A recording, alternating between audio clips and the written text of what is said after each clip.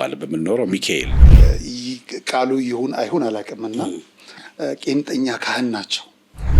በነገራችን ላይ እግሬ እዚህ ጋር ጫማ አላደረኩምና ዛሬ ሳይ እንደው ክብር ማጣት እንዳይመስል አሞኝ በክፍት ጫማ ነበርኩና እቤት የመብርሃን ምስል አለ። ማርያም በማርያም ማሪኝ አልኳት። ከስዕሏ ላይ ለ36 እና 7 ዓመት አለማቋረጥ ዘይት ሲፈስ በአይኔም ስመለከትና ያን ዘይት ሳሸተው እኔም የቤታችን የልብሷን ሽታ እንዳሸተተ ሰው መቆጠር ነው ያለብኝ። ይሄን ያየ ሁሉ ይሄን ነው መቆጠር ያለብኝ። ለኛ ውድ ሽቶ ከሚያመጡልን 4 መዝሙር ስራበት መዝሙሩን ፈልገዋለሁ ብለው እርዳታ ማድረግ አለባቸው ለሀገር። ሰው ይሄን ጥያቄ ያመጣሁት አንዳንድ ያው ደምረቱ እግዚአብሔር በሚያውቀው 3 ሰው አይቻቃል። 3 ሰው ከዛ መለስ ብዬ ቲክቶክ ስገባ 300 400 ሰው ያለው። እኔ በልጅነቴ አንድ ጊዜ የራሴን ለማፈት ሞክሬ ያውቃለሁ። አርጎ ወደ መዝሙር የከተተኝ መዝሙር የይልማ ኃይሉ እግዚአብሔር ወደሃለሁ እንደሚባል እኔ አላውቅም። ቤተክርስቲያን ውስጥ ኖሬያለሁ። ይወደዳል ከእግዚአብሔር እኔ አላውቅም። በጣም ከፕሮቴስታንት እምነት የሚመልሱ አሉ፣ ከሙስሊም የሚመልሱ አሉ። በጣም ይገራርማልና ምናልባት እንዳልከው ቀሲስ ጥናት ይደረግበት፣ ግን ደግሞ ምዕመኑ ራሱ ለይቶ መስማት ቢችል ነው።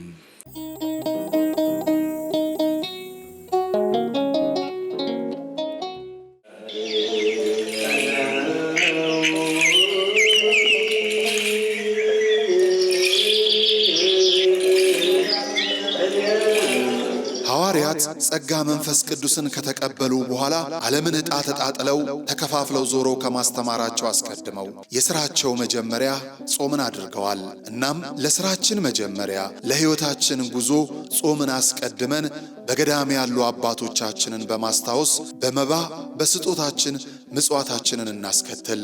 የሞት አንሳ ማር ቅዱስ ሚካኤል አንድነት ገዳም የአባቶቻችንን በዓት ልንጨርስ ጥቂት ቀርቶናልና አግዙን። ጾሙን የበረከት ጾም ያድርግልን። አሜን።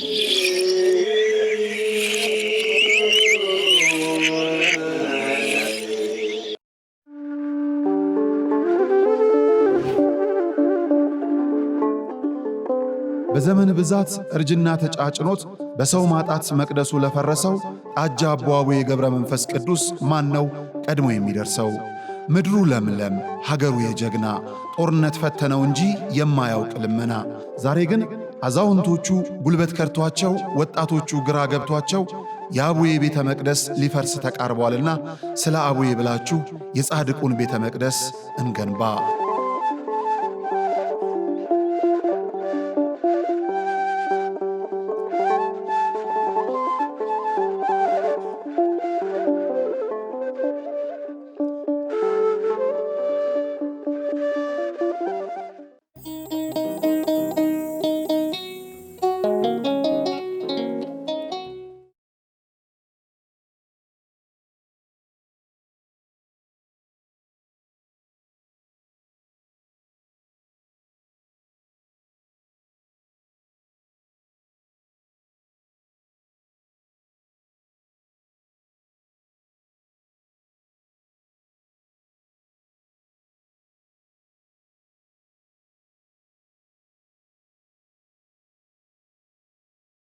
አብሮኝ የነበረ አንድ ወንድም ደግሞ የእሳቸው መስቀል አልተሳለምም አለኝ።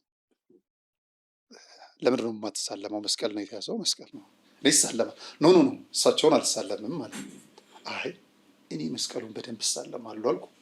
ከዛ ከእሳቸው ጋር ተገናኘው፣ ወዳጅነታችን ጠነከረ።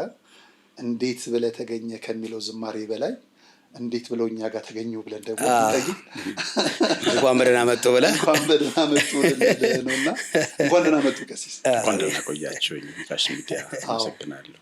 እንደው ይህን ዝማሬ ትንሽ ብናስታውሰው በጣም ደስ ይለኛል። እሺ አባንቆት እንዴት ብለህ ተገኘህ እኔ ቤት እንዴት ብለህ ተገኘህ እኔ ቤት እንዴት አልሰለችም መተኛት ከብረት እንዴት አልሰለችም መተኛት ከብረት እንዴት ግሩም ነው። በነገራችን ላይ ነጉዬ ቀሲስ እኔ በሁለት ነው እይታ የምከፍላቸው ብዬ አስባለሁ። አንደኛው እሳቸው የሰሩት በጣም የሚደናንቁ ዝማሬዎች አሉ። በጣም እንደ እግዚአብሔር ያለ ማንም የለም የሚለው የፍቅርና ማን ነው ዘምር ዘምር አለኝ፣ ቴሙሽራዬ፣ ከዳን እስከ ቤርሳቤ፣ ለወዳሴ ስልት ጋር አንተ የምትወደው መዝሙር ቅድም ስናወራ በጣም ወደው መዝሙር ብላል። በኋላ እንግዲህ ትንሽ ታስብላችኋለሁ ብዬ አስባለሁ። እና የእሳቸው በጣም ብዙ ዝማሬዎች አሉ። ሁለተኛው ደግሞ ለብዙ ዘማሪያን ደግሞ የሰጡት ደግሞ አለ። ለምሳሌ ፍቅርና ባለውለታዬ፣ ገድሉ ታምራቱ የተለያዩ አሉና ቀሲስ በዝማሬ በጣም እውነት ለመናገር ብዙዎቹ የእርሶን ዝማሬ እየሰማ የእርሶን ዝማሬ እያዳመጠ ነው ያደገውና የእርሶ ምን ሰሩ ብዬ አልጠይቅም። አድማጭ ተመልካቾቻችን ያው ስለሚያዳምጡ ስላለ ግን እርሶ ለሰው የሰጡት እሳቸው ናቸው እንደ ይህንን ነገር የሰሩት የሚለውን እስቲ እንዲያው ቢያጫውቱን ቀስዬ። ከዚህ ምን ጀምረው? በጣም ከሚያሳፍረው ነው ሰው እንዲያረኩ ብሎ መናገር እኮ እኛ ቤት በጣም ብዙ አልተለመደም። ግን ያው እንዳልከው ብዙ መዝሙሮች ብዙ ዘማሪያን ያው የእግዚአብሔር ጸጋ ሲሰጥህ ሰዎች ወደ አንተ ይመጣሉ በፍቅር ዘማሪያን እና ያው ይሰራናቸው ብዙ መዝሙሮች ብዙ አሉ፣ በጣም ብዙ። አንዳንዶቹ እንደውም እየረሳኋቸው ታስታውሳለህ? አንድ ቀን ፈቃዱ አማረ የረሳሁትን መዝሙር አስታውሱ። ያንተ የረሳኋቸው እግዚአብሔር ኃያል ነው የሚለው መዝሙር እግዚአብሔር ኃያል ነው የሚለው ምስጋና ለአምላክ ያቀርባለሁ። በጣም በዚህ ጊዜ በጣም ሲዘመር ሰማዋለሁ፣ ደስ ይለኛል። በዘባነ ኪሩብ በጣም ይዘመር መዝሙር ነው። እነዚህ መዝሙሮች አሁን የተሰሩት ከቴዲዬ ጋር የሰራናቸው ናቸው። እውነት ለመናገር በጣም ብዙ ነው። ልቤ በእግዚአብሔር ጸና አፌን አልደከም። እሷን ቀስ ወንደሰን የሚዘምረው መዝሙር ብዙ ጊዜ እዚህ ዘመን ላይ ሰማቸዋለሁ። ብዙ ከመሆናቸው የተነሳ እውነት ለመናገር ማስታወስ ይከብደኛል። እንትና ገብረ አምላክ የሚዘምራቸው በጣም በገባውን ሰማይ ብዙ መዝሙሮች አሉ። ብዙ ናቸው። ይደንቅ ነው እና ብዙ ናቸው። የሚገርም ነው። እኔ የምር ማወቅ የምፈልገውን ጥያቄ ነው አሁን መጠየቅ የምፈልገው። መልካም ለምሳሌ እንዴት የሚለው ዝማሬ የተወደደ ዓመት በጣም እነዚህ ዝማሬዎች ሲሰሩ በምን ስሜት ነው የተሰሩት? አላቅም። የተወሰኑ ሰዎች የራሳቸው ሀሳብ ሊኖራቸው ይችላል። ከዜማ ከምናምን ጋር ጥያቄ ሊኖራቸው ይችላል። እኔ ስሰማቸው እንባ የሚያመጡብኝ ናቸው በጣም። ብዙዎች ደግሞ ከሀገር ውጭ ያሉት በተለይ በእንባ የሚያደምጧቸው እንደሆነ አውቃለሁ። እና እንዴት ቢሰሩ ነው? በምን ስሜት ውስጥ ሆኖ ነው? ከምን ጋር የተገናኘ ነው? ቀሲስ ይህንን በደንብ ማወቅ ፈልጋለሁ። የተወደደ ቀን ሁለት ምክንያቶች አሉ። አንደኛው ምክንያት በግል እነግርሃለሁ ለሚዲያ የሚሆን ምክንያት፣ ሁለተኛው ምክንያት እኔ ሁሌ ራሴን እመለከታለሁ ተቀምጬ እና ቢሮ ውስጥ ተቀምጬ ራሴን በደንብ አየሁትና የእግዚአብሔር አገልጋይ በመሆኔ በጣም ተገረምኩ። ማለት እንዴት እኔ እግዚአብሔር አገልጋይ ሆንኩ? እግዚአብሔር እንዴት እኔን ጠራህና መረጥክ? ትናንት ያለፍኩትን መንገድ የልጅነቴን ሙሉ አየሁና እንዴት እኔ ቤት ገብተህ የኔ አምላክ የኔ አባት ሆንክ? እንዴት እኔ አንተ አገልጋይ ሆንኩ የሚል ጥያቄ ውስጥ ስገባ ጥያቄው መዝሙር አመጣልኝ ማለት ነው። እንደውም ማስታወሰው እያለቀስኳቸው ከሰራኋቸው መዝሙሮች 1-4 መዝሙሮች አሉ። ከነሱ አንዱ እንዴት ተገኘ የሚለው መሬት ላይ ምንጣፉ ላይ በቃ መዝሙሩ ሲመጣ በቃ እንደዚህ በቃ ፍርፍር ያልኩ ነው የሰራሁት። እንደዚህ ተናግሬ አላውቅም። ብቻዬን ማለት እንዴት እኔ ቤት ትኖራለህ ብዬ ጠየቅኩኝ። እንደዛ አይነት ስሜት ተሰምቶኝ ነው። እና ያው ብዙ ጊዜ የህይወት ውሃ ምንጭ ከወዲህ ይፈልቃል ይላል እግዚአብሔር ቃል። ከኑሮ ነው የምታገኘው። ዝማሬ ከኑሮ ካልወጣ ከእውቀት ከወጣ ላይሆን ይችላል። ዝማሬ ከህይወት መምጣት አለበት። ስለዚህ እግዚአብሔር ይጥልሃል፣ ያነሳሃል፣ ትንገዳገዳለህ፣ ተስፋ ትቆርጣለህ፣ ትበረታለህ። እነዚህን ሁሉ የሚያደርግህ ተስፋ ለቆረጠው ሰው እየዘመርክ እንድታበረታ፣ ለወደቀው ሰው እየዘመርክ እንድታበረታ፣ መውደቅ መነሳትን እያሳየ ያስተምርሃል።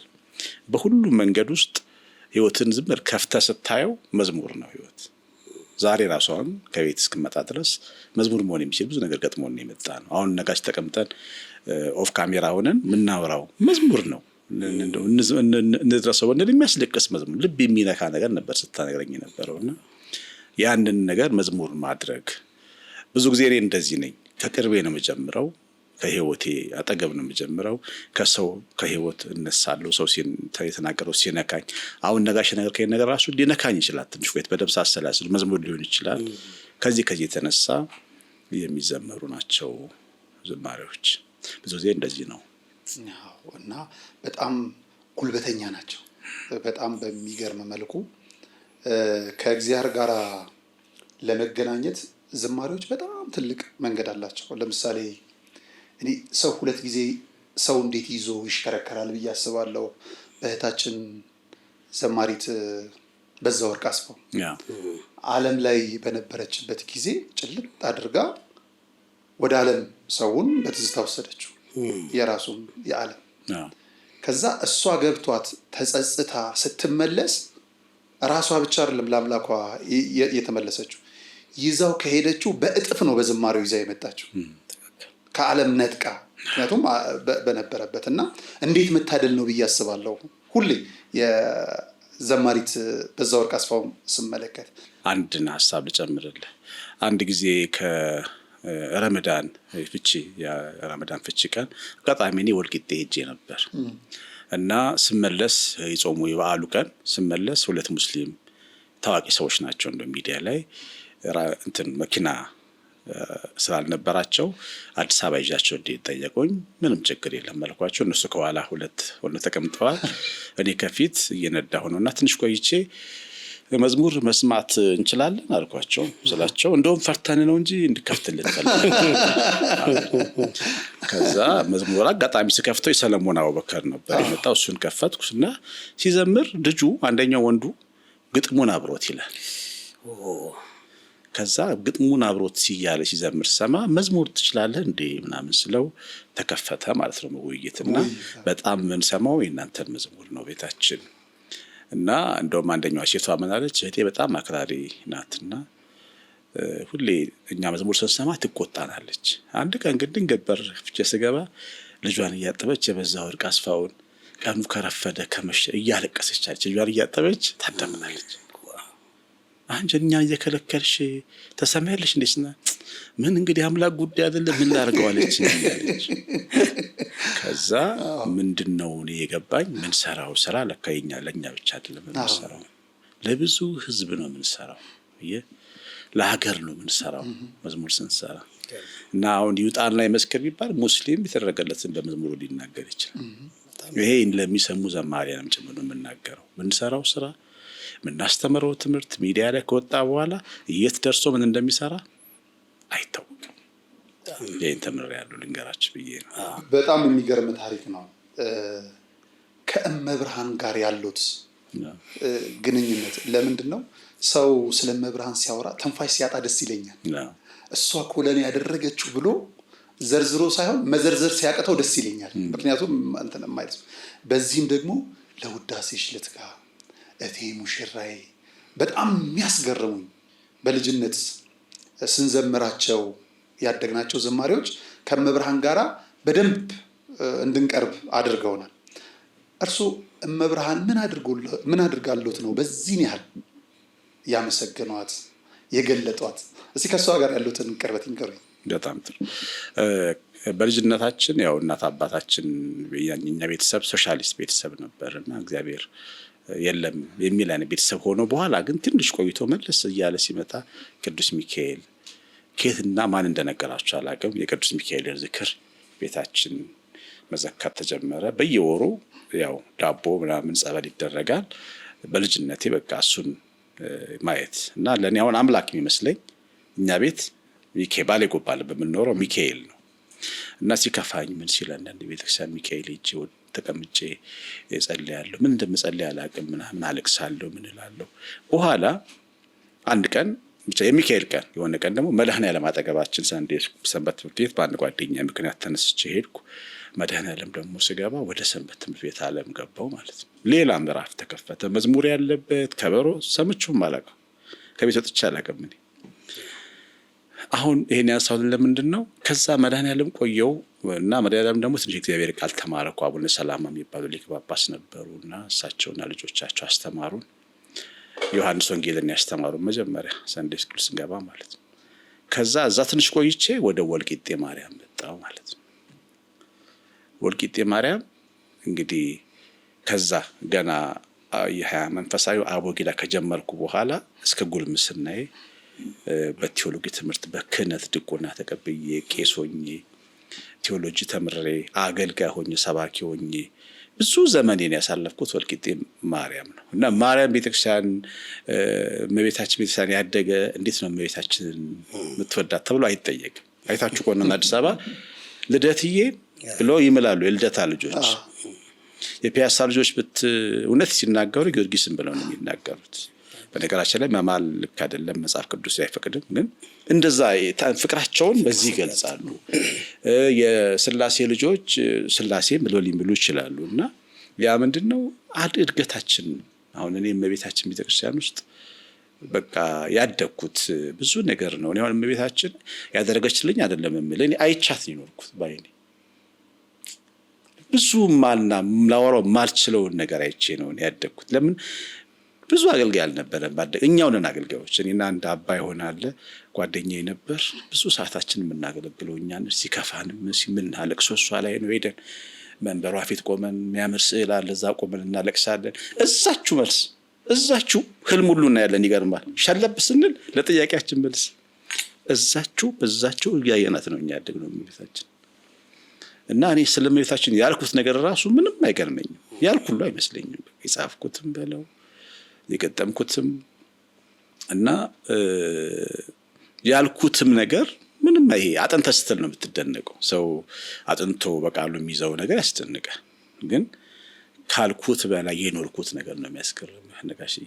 እና ታምሯን ሳልነግር አልቀረም። በጣም ከባባድ ፈተናዎችን ሳልፍ እመቤታችን በጣም አጠገቤ ነበር ማያትና አንድ ሰው በጣም አገልግሎታችን ላይ እንቅፋት እየፈጠረ እንዳናስተምር ሰው እየዞረ እያስተባበረ በጣም በቃ አስቸገረን ጀመረ ማለት ነው። እና ከትምህርት ቤት ተመረቀን ከዚህ ከቅድስት ሥላሴ ከሄድን በኋላ በቃ አሰረን። ህዝቡ ውስጥ እየዞረ አታዳምጧቸው ምናምን እያለ በቃ ስብስብ ያለ ነገር የሚሰራ ሰው ገጠመንና እኔ ደግሞ ልክ የሌለው ፍቅር ነው የአገልግሎት ፍቅር ነው ያለኝ። እንዴት ሊሆን መንገዱ ተዘግቷል። የኔ ልበል ይፈተዳ ደረሰ። ከዛ ቀጥ ብዬ እርኩኝ ለሌሊት ነው 10 ሰዓት ንገሪኝ ተፈልገኛለሽ ወይስ አትፈልገኝም ምናምን ብዬ ጸለይኩ ማለት ነው ለእመቤታችን። እና በጣም ደስ የሚል እመቤታችን ስላለ መንበሩ ላይ ከዛ እዛው ላይ ተቀምጬ እንቅልፍ እንደዛ አሸለበኝ ማለት ነው። ለሊት ስለነበር የሰውየውን በጋረጃውን ከፍቶ መጣ።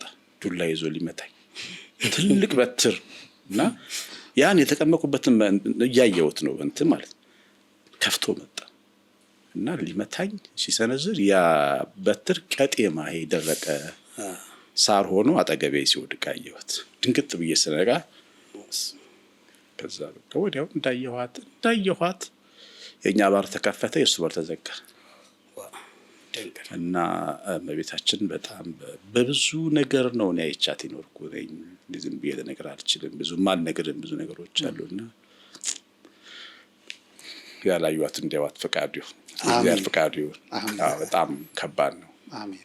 ነገር ይከብዳል። የሚደንቅ ነው። ስለ እመቤታችን አሽዬ ያልከን ነገር አንዳንድ ከቃላት በላይ የሆኑ ዝምታዎች አሉ በውስጥ የሚመላለሱ። ምናልባት ግን ቀሲስዬ ቅድም አንድ ያነሳው ሐሳብ አለ። እግዚአብሔር የለም የሚል ዘመን ነበር ያ ዘመን። ምናልባት አሁንም የምናየው ምዕራባውያን ጋር ሌላም ዓለም በተለይ አሁን ሀገራችንም እግዚአብሔር የለም የሚል ትውልድ እየመጣ ነው። አለምም እየመጣ ነው ሳይሆን እንዲያው ለአድማጭ ለተመልካቾቻችን እግረ መንገድህን እግዚአብሔር አለ የሚለውን ሐሳብ እስኪ እንዲያው ብገልጠው ብትነግራቸው ብታሳያቸው፣ የለም ለሚሉትም ደግሞ እስኪ መልስ እንዲሆናቸው የተወሰነ ነገር እስኪ ደግሞ ስለ እግዚአብሔር ደግሞ ንገረን። እሺ በጣም ጥሩ ጥያቄው መልስበታለሁ። ስለእመቤታችን አንድ ነገር ልጨምር። ግብጽ ሀገር ያው ነጋሽ አይዲያ ሊሆን ይችላልና ልጠይቅ ስል ወደዛ እንግዲህ ሄዱብኝ። እኮ እሱን ጥያቄ ያዘውና ነጋሽ ጠይቀኝ። እሱን ጥያቄ ያዘውና ትጠይቀኛለህ። አዎ ምንድነው እሱ ቀሲስ እንደውም ምንድነው ቃሉ ይሁን አይሁን አላውቅምና ቄንጠኛ ካህን ናቸው። መስቀላቸው ከሚይዙት በራሱ ሌሎች ካህናቶች ከሚይዙትም የተለየ ነው የሚል የሆነ ነገር ሰማሁ እና ለዛ ለነበርኩበት ቦታ ለክርክር ማጣቀሻ ግብፅን ሪፈር ሳረግ ነበረ። ምናልባትም ወደ ግብፅ ወደ እስራኤል ስለሚሄዱ ከዛ ምክንያት ይኖራቸዋል ብዬ አሰብኩኝ። ግብፅን የመብርሃንን ድንቅ ስራዎች ከምናይበት አንዱ ቦታ እሱ ነው። በነገራችን ላይ እግሬ እዚህ ጋር ጫማ አላደረኩም እና ዛሬ ሳይ እንደው ክብር ማጣት እንዳይመስል አሞኝ በክፍት ጫማ ነበርኩና እቤት የመብርሃን ምስል አለ። ማርያም በማርያም ማሪኝ አልኳት። እኔ የልቤን ነው እያወራ እኔ በጣም ስላመመኝ፣ ምክንያቱም ሰሞኑን ስቀርጻቸው የነበሩት ውሃ እግሬን እየዘፈዘፈ ነው ስቀርጽ የነበረው በጣም ትልቅ መሆን እና እኔ መዳን ስለፈለግኩ በማርያም ማርያምዬ በማርያም ማሪኝ ስል ለካ ባለቤቴ ሰምታኛለች። በማግስቱ ትላንትና ምን ብለህ ነው የጸለይከው አለችኝ። ምን ብዬ ነው አልኳት። እኔ ረስቼዋለሁ።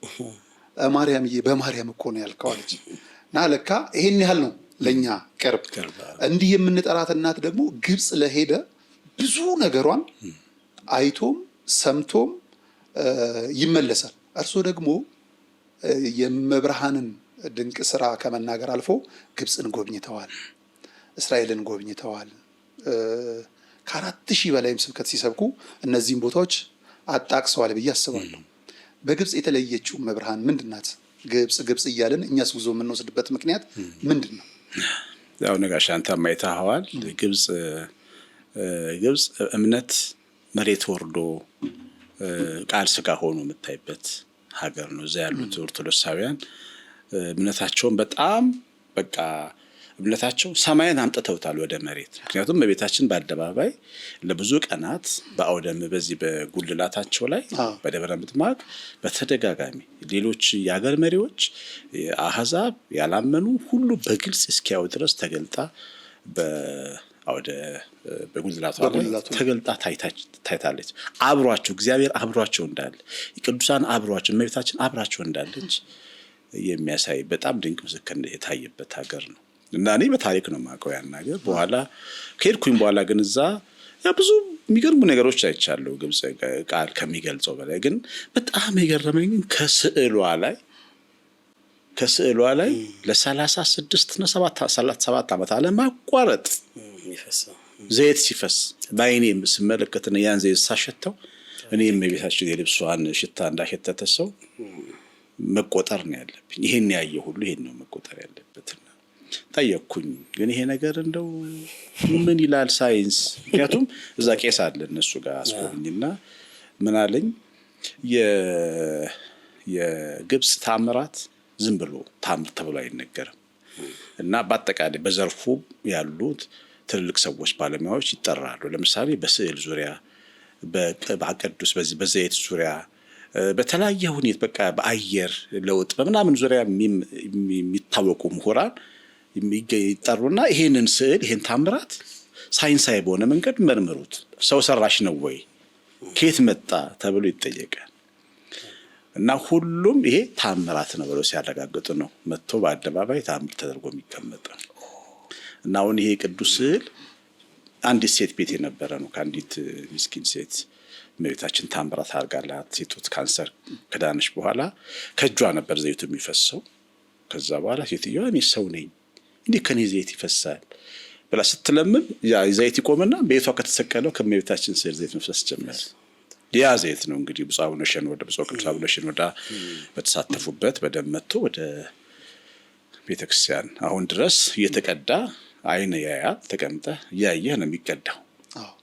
እና እኔ ያንን አይቼ ስመጣ በእርግጥ እኔ እምነቴ አንዳንዴ ማየት ማመን አይደለም ለኛ ማመን ነው ማየት።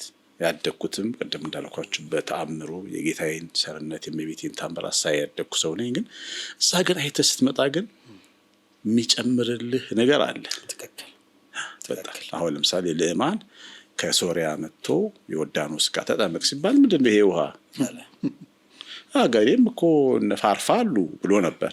ምን ችግር አለ ገብተህ ብትጠመቅ ብለውት ነው። ባሮቹን ስለሚሰማ ነው። እሺ ብሎ ገብቶ ሲወጣ ከለምጽ ድኖ ከዛ አፈር ተሸክሞ ውሃ ተሸክሞ ያገሬ ይሄ ቅዱስ አፈር ብሎ አክብሮ መጣ ይላልና አንዳንዴ ወደ ገዳማት ቢሄድ ወደ ተቀደሱ መካናት ቢሄድ ፎቶ መነሳት ብቻ እንዳይመስላችሁ ሰዎች የሚጨምርልህ የሆነ ትልቅ አቅም አለ። እምነት ይጨምርልሃል። የቅዱሳን የእመቤታችን ፍቅር ይጨምርልሃል። የጌታችንን ቸርነት እንድታይ ያደርግሃል። እና እኔ አሁን የእመቤታችን የልብሷ መዓዛ ያሸተተ ካህን ነኝ ልልህ ነው።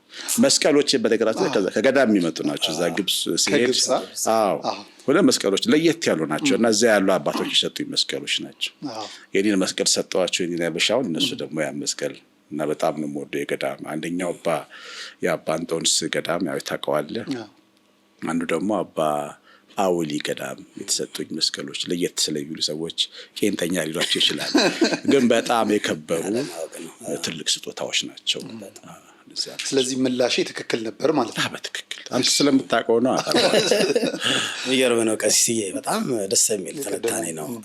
እንዳትዘለው በፍጹም ቅድም ቀሲስዬ ስለ እግዚአብሔር የለም የሚል አካባቢ ቤተሰብ ነው እንደተወለድኩትኝ ብለውን ነበርና ምናልባት ለትውልዱ የሚጠቅም ነገር ስለሆነ ነው። አሁን በዘመናችን እግዚአብሔር የለም የሚል በተለይ የምዕራባውያን እንቅስቃሴ አሁን ሀገራችን ኢትዮጵያ ላይ ተጋብቶ በጣም ብዙ ሰው ነው እግዚአብሔር የለም ብሎ እንደ ፈቃዱ የሚኖር ሰው አለ። እግዚአብሔር ትላንትም አለ፣ ዛሬም አለ፣ ነገም ይኖራል። ትላንት የለም ያሉት የሉም፣ ያው የምናየው ነገር ነው። እና እዚህ ላይ እስቲ ቀሲስዬ እግዚአብሔር የለም ለሚል ትውልድ እግዚአብሔር አለ የሚለውን ሐሳብ እስኪ እንደው ለትውልዱ ቢገልጡለት እግረ መንገዳችንን ቅድም ስለተነሳ ነው። ያው ሰው በተለያየ ምክንያት እግዚአብሔር የለም ይላል። ለምሳሌ የኔ ቤተሰቦች የሶሻሊዝም ርዕዮተ ዓለም ትምህርት ተማሪዎች ናቸው እና እግዚአብሔር የለም የማለት ግዴታም ነበረባቸው ለመኖር። ምክንያቱም ፖለቲከኞች ናቸው። ያኔ ፖለቲካ አስተሳሰብ ካልተቀበሉ መኖር አይችሉም፣ አይቀጠሩም። ደግሞ ሶስት ምክንያቶች አሏቸው። በተደጋጋሚ ሲሰሙት እግዚአብሔር የለም ወደ ማለት መጥተው ነበር ብቻ። ግን ቆይተው ግን ብዙ ነገር ካለፈ በኋላ ከተበላሸ በኋላ የተማሩት እግዚአብሔር የለም የሚል ሰው እግዚአብሔር አለ ማለቱ አይቀርም። በተለይ እግዚአብሔር ከፈለገው አለ ማለቱ አይቀርም። ግን ብዙ ነገር ተበላሽቶ አለ ከማለት በጊዜ አለ ማለት ይሻላል። የእግዚአብሔር ቃል እንደሚታቃለ በጉብዝና ወራት ፈጣሪን አስብ ማለት በመሰራበት፣ በመታተርፍበት፣ በመትሮጥበት ሳይበላሽብህ እግዚአብሔርን አለ ማለት ይገባል። አንዳንድ አሁን በተለይ በምዕራቡ ዓለም ደግሞ እግዚአብሔር የለም የሚሉት አለን። ለምሳሌ አውሮፓ ወጣቶች ምን ይላሉ?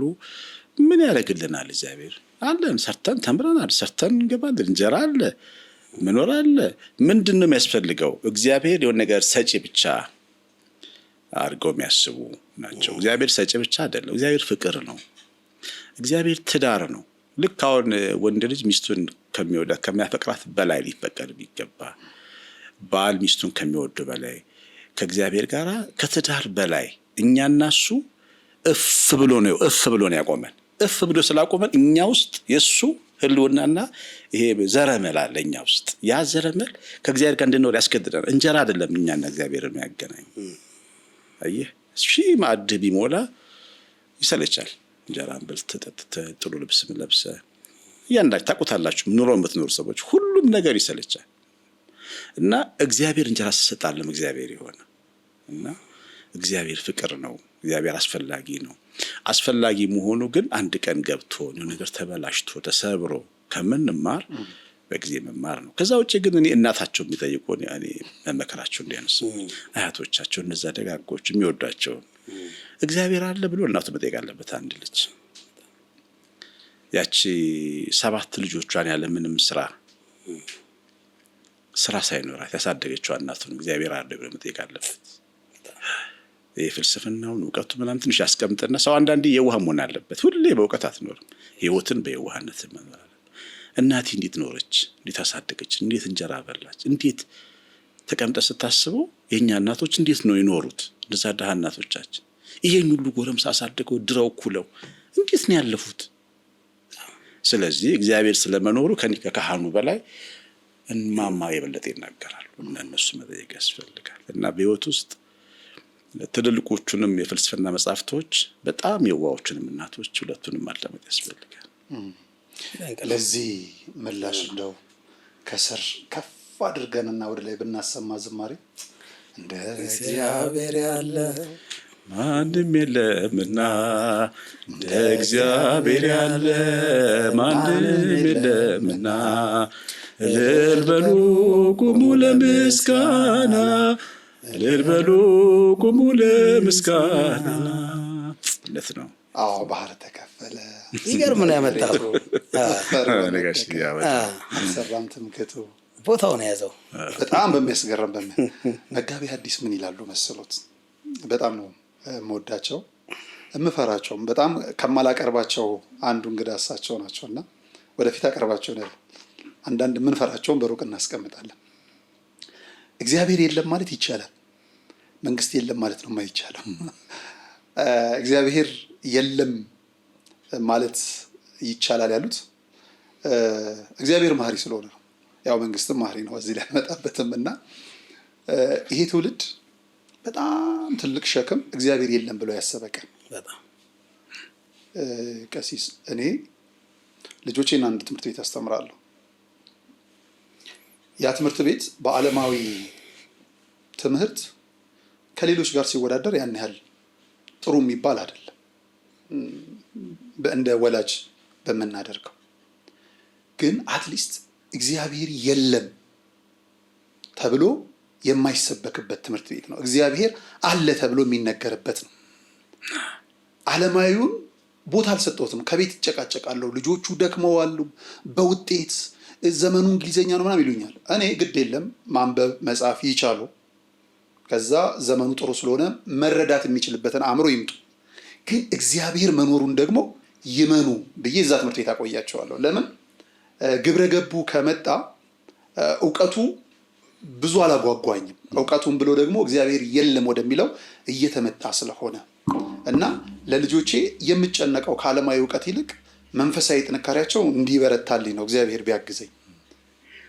ወደ ቤታችን ስንመጣ ብዙዎቻችን ልጆቻችን እንዴት ማሳደግ እንዳለብን ግራ ገብቶናል። ከቤተሰቦት ጋር ያለውን ግንኙነት ሳይ ደግሞ እቀናለሁ። ልጆቻችን እግዚአብሔር እንዳለ እየነገርናቸው፣ ጻድቃን ሰማዕታቱ እንዳሉ እየነገርናቸው፣ ቅዱሳን አባቶቻችን ዛሬም በጸሎት እየተጉ እንደሆኑ እኛም በጸሎት መትጋት እንዳለብን ለልጆቻችን እየነገርን እንዴት እናሳድጋቸው? የዚህ ዘመን ፈተና ነው። እንደው እንዴት እናሳድግ ልጆቻችን?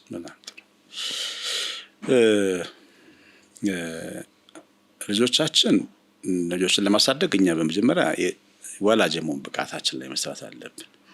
ማለት ወላጅ መሆን ማለት ወንድ ልጅ ከሴት ልጅ ጋር ከተኛ ልጅ ሊወልድ ይችላል። ሴትም ከወንድ ልጅ ጋር ከተኛች ልትወልድ ትችላለች። ግን እሱ አይደለም በቂው። ግን ያ ሰውዬ አባት ለመሆን ራሱን አዘጋጅቷል። እናት ለመሆን ማለት ምንድነው? እንጀራ ማብላት ብቻ ሳይሆን ጥያቄዎቻቸውን መመለስ፣ ሙግቶቻቸውን መመለስ። ምክንያቱም ሰው አይደሉ ልጆች ሲያድጉ ጥያቄዎች አሏቸው። ማፈጣለን አንድ ቀን እኔ ከኋላዬ ትንሽ ልጅ አለች፣ ዮሳቤት ትባላለች። እና እያወራኋት እየሄድኩ ነው። ዝም ብዬ አንዳንዴ ከዚህ ከጀርባ በኩል ሃይዌይ አለና ክፍት ነው። ይሄ እናንተ መኖራችሁ ጀርባ አቃቂ ቱሉ ዲምቱ አካባቢ በሱ በኩል ሄዳለሁና እሷን ይዣት እንደወክ ነው። ግን እየነዳሁ ሲሄድ ባቢ አለች፣ ኢየሱስ ማርያም የማን እናት ነች አለች። የጌታችን እናት ነች። ኢየሱስ ክርስቶስ ምንድን ነው? እግዚአብሔር ነው። እና የእግዚአብሔር እናት ነች። ማን ግራ ገባት ማለት ነው። ማን የፈጠረን?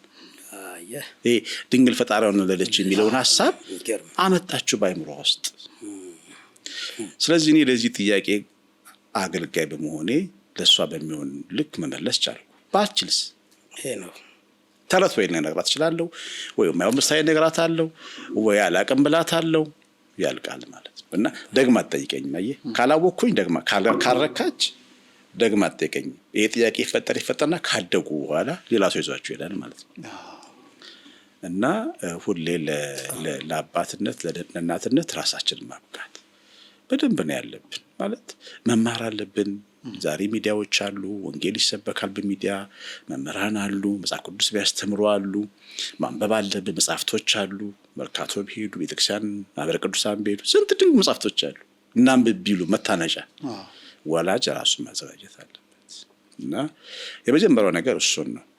እኔ አሁን መቼም አገልጋይ ስለሆንኩ እና ደግሞ ብዙ ጊዜ ልጆችን ሳስተምርም ስለኖርኩ ለልጆቼ እንዴት ማስተማር እንዳለብኝ ብዙ አይቸግረኝም። እኛ ቤት አሁን በቋሚነት መጽሐፍ ቅዱስ እንማራለን። ሉቃስ ወንጌልን ሙሉ ተምረን ጨርሰናል። አንድ ቃል በቃል ማለት ነው። ግን የምንማረው በስብስብ ባለ መንገድ ሳይሆን ለህይወታችን የሚጠቅማቸው መንገድ እንማራለን።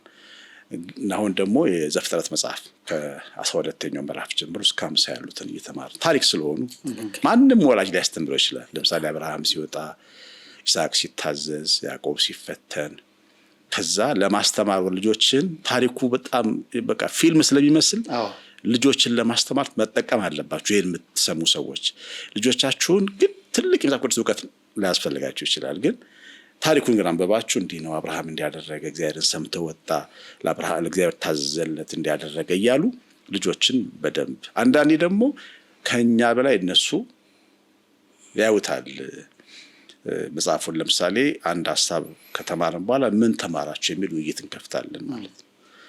እና እነሱ የሚያዩበት ዳይሜንሽን ሌላ ይሆናል እና አንተን ያስተምራል ልጆች ማለት ነው። መንፈስ ቅዱስ ስለሆነ የሚሰራው በሰው ልብ ውስጥ የልጆች አእምሮ ያስተምራል። ባለቤትህ ታስተምራለች። አንተን ያሁን ከመተረጉሙ በላይ ባለቤት የተተረጉም መጽሐፍ ነው ያለው የገባት ስትናገር እና በዚህ መንገድ እንላለን። ከዛ ውጪ ብዙ ጊዜ ተግባራዊ ኑሮ እንዲኖሩ ብዙ ጊዜ እነግራቸዋለሁ። ህይወታቸው ላይ ልዩ እንዲሆኑ ትምህርት ቤት እግዚአብሔርን እንዲፈሩ ማንም ባይኖር አባት ባይኖር እናት ባትኖር እግዚአብሔር ግን ፊት ላይ እንዳሉ እንዲያስቡ ሁሌ እነግራቸዋለሁ።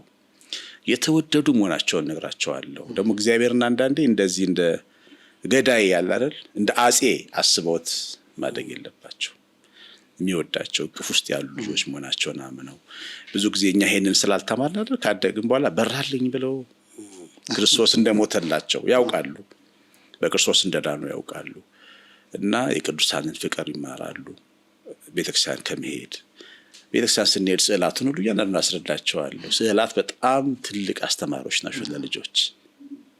እኔ በልጅነቴ ቅድም እንዳልኩ እግዚአብሔር የለም የሚል ቤተሰብ ውስጥ አለ ያለው ቤተክርስቲያን የሚሄድ አታስበው ዝር አንልም ቤተክርስቲያን እና አንዳንዴ ግን እናታችን ጓደኞች ቤት ስንሄድ ቤት ውስጥ ስዕሎች አሉ።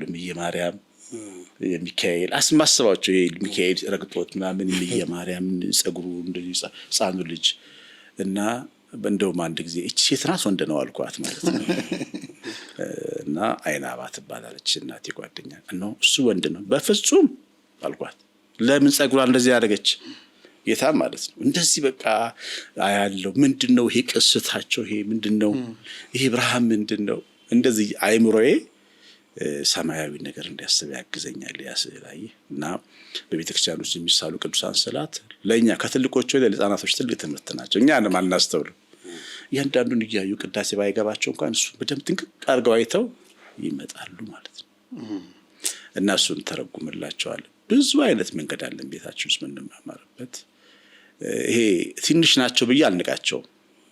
አንድ ነገር ለምሳሌ ጥምቀት እየሄድን ከሆነ ጥምቀት ዛሬ እንደዚህ ነው ብዬ እነግራቸዋለሁ። ምን ከምናከብርበት ምክንያት ይሄ ነው። ጌታችን ወረደ፣ ቤተክርስቲያን እንዛ እየወረደች ነው። በደንብ አሳያቸዋለሁ ያን ነገር እንዲገባቸው እና ያው እንግዲህ አገልጋይ ስለሆንኩም ሊሆን ይችላል እኔ ያገዘኝ በዚህ መንገድ።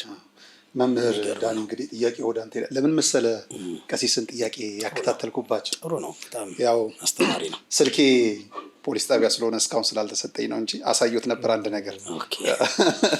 እቤት ሲገቡ ቼክ ያደርጉት ቀሲስ ከዛሬ 5 ወይ 6 ዓመት በፊት ነው እሳቸውን ኮንታክት ማድረግ የጀመርኩት በፌስቡክ ከሌ ይባላለው እንዲህ ነው ተጻጻፍ ነበር። ስለዚህ ያልተመለሰልኝ ስላለ ዛሬ ፊት ለፊት ስላገኘኋቸው ቶሎ ጠየቅኳቸው።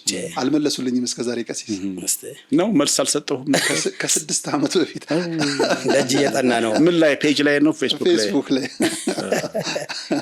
ሲገቡ ያዩታልና ዛሬ ልወጣ ብዬ ነው ቶሎ እየጠየቅኩ ያለሁት እና እሱ ወደ አንተ እንምጣ። ቀሲስ ጥሩ። አሁን በተለይ ከልጆች ጋር ያነሱት ነገር በጣም አሪፍ ነገር ነው። አሁን በየቤቱ የምናየው ችግር ይሄ ነው። ምክንያቱም ትውልድ ላይ ካልሰራን ነገ ሀገርንም ቤተክርስቲያንንም የሚረከብ እናጣለን። ምክንያቱም ዓለም እያዩ ከሆነ ፍጥነት አይደለም። የ12 ዓመት ልጅ የ13 ዓመት ልጅ በቃ አሁን ላይ የ30 ዓመት አይነት ጭንቅላት ይዞ ነው እያደገ ያለው እና ጥሩ ምልከታ ነው ያሳዩን ቀሲስ። ወደዚህ ደግሞ እንምጣ እስቲ።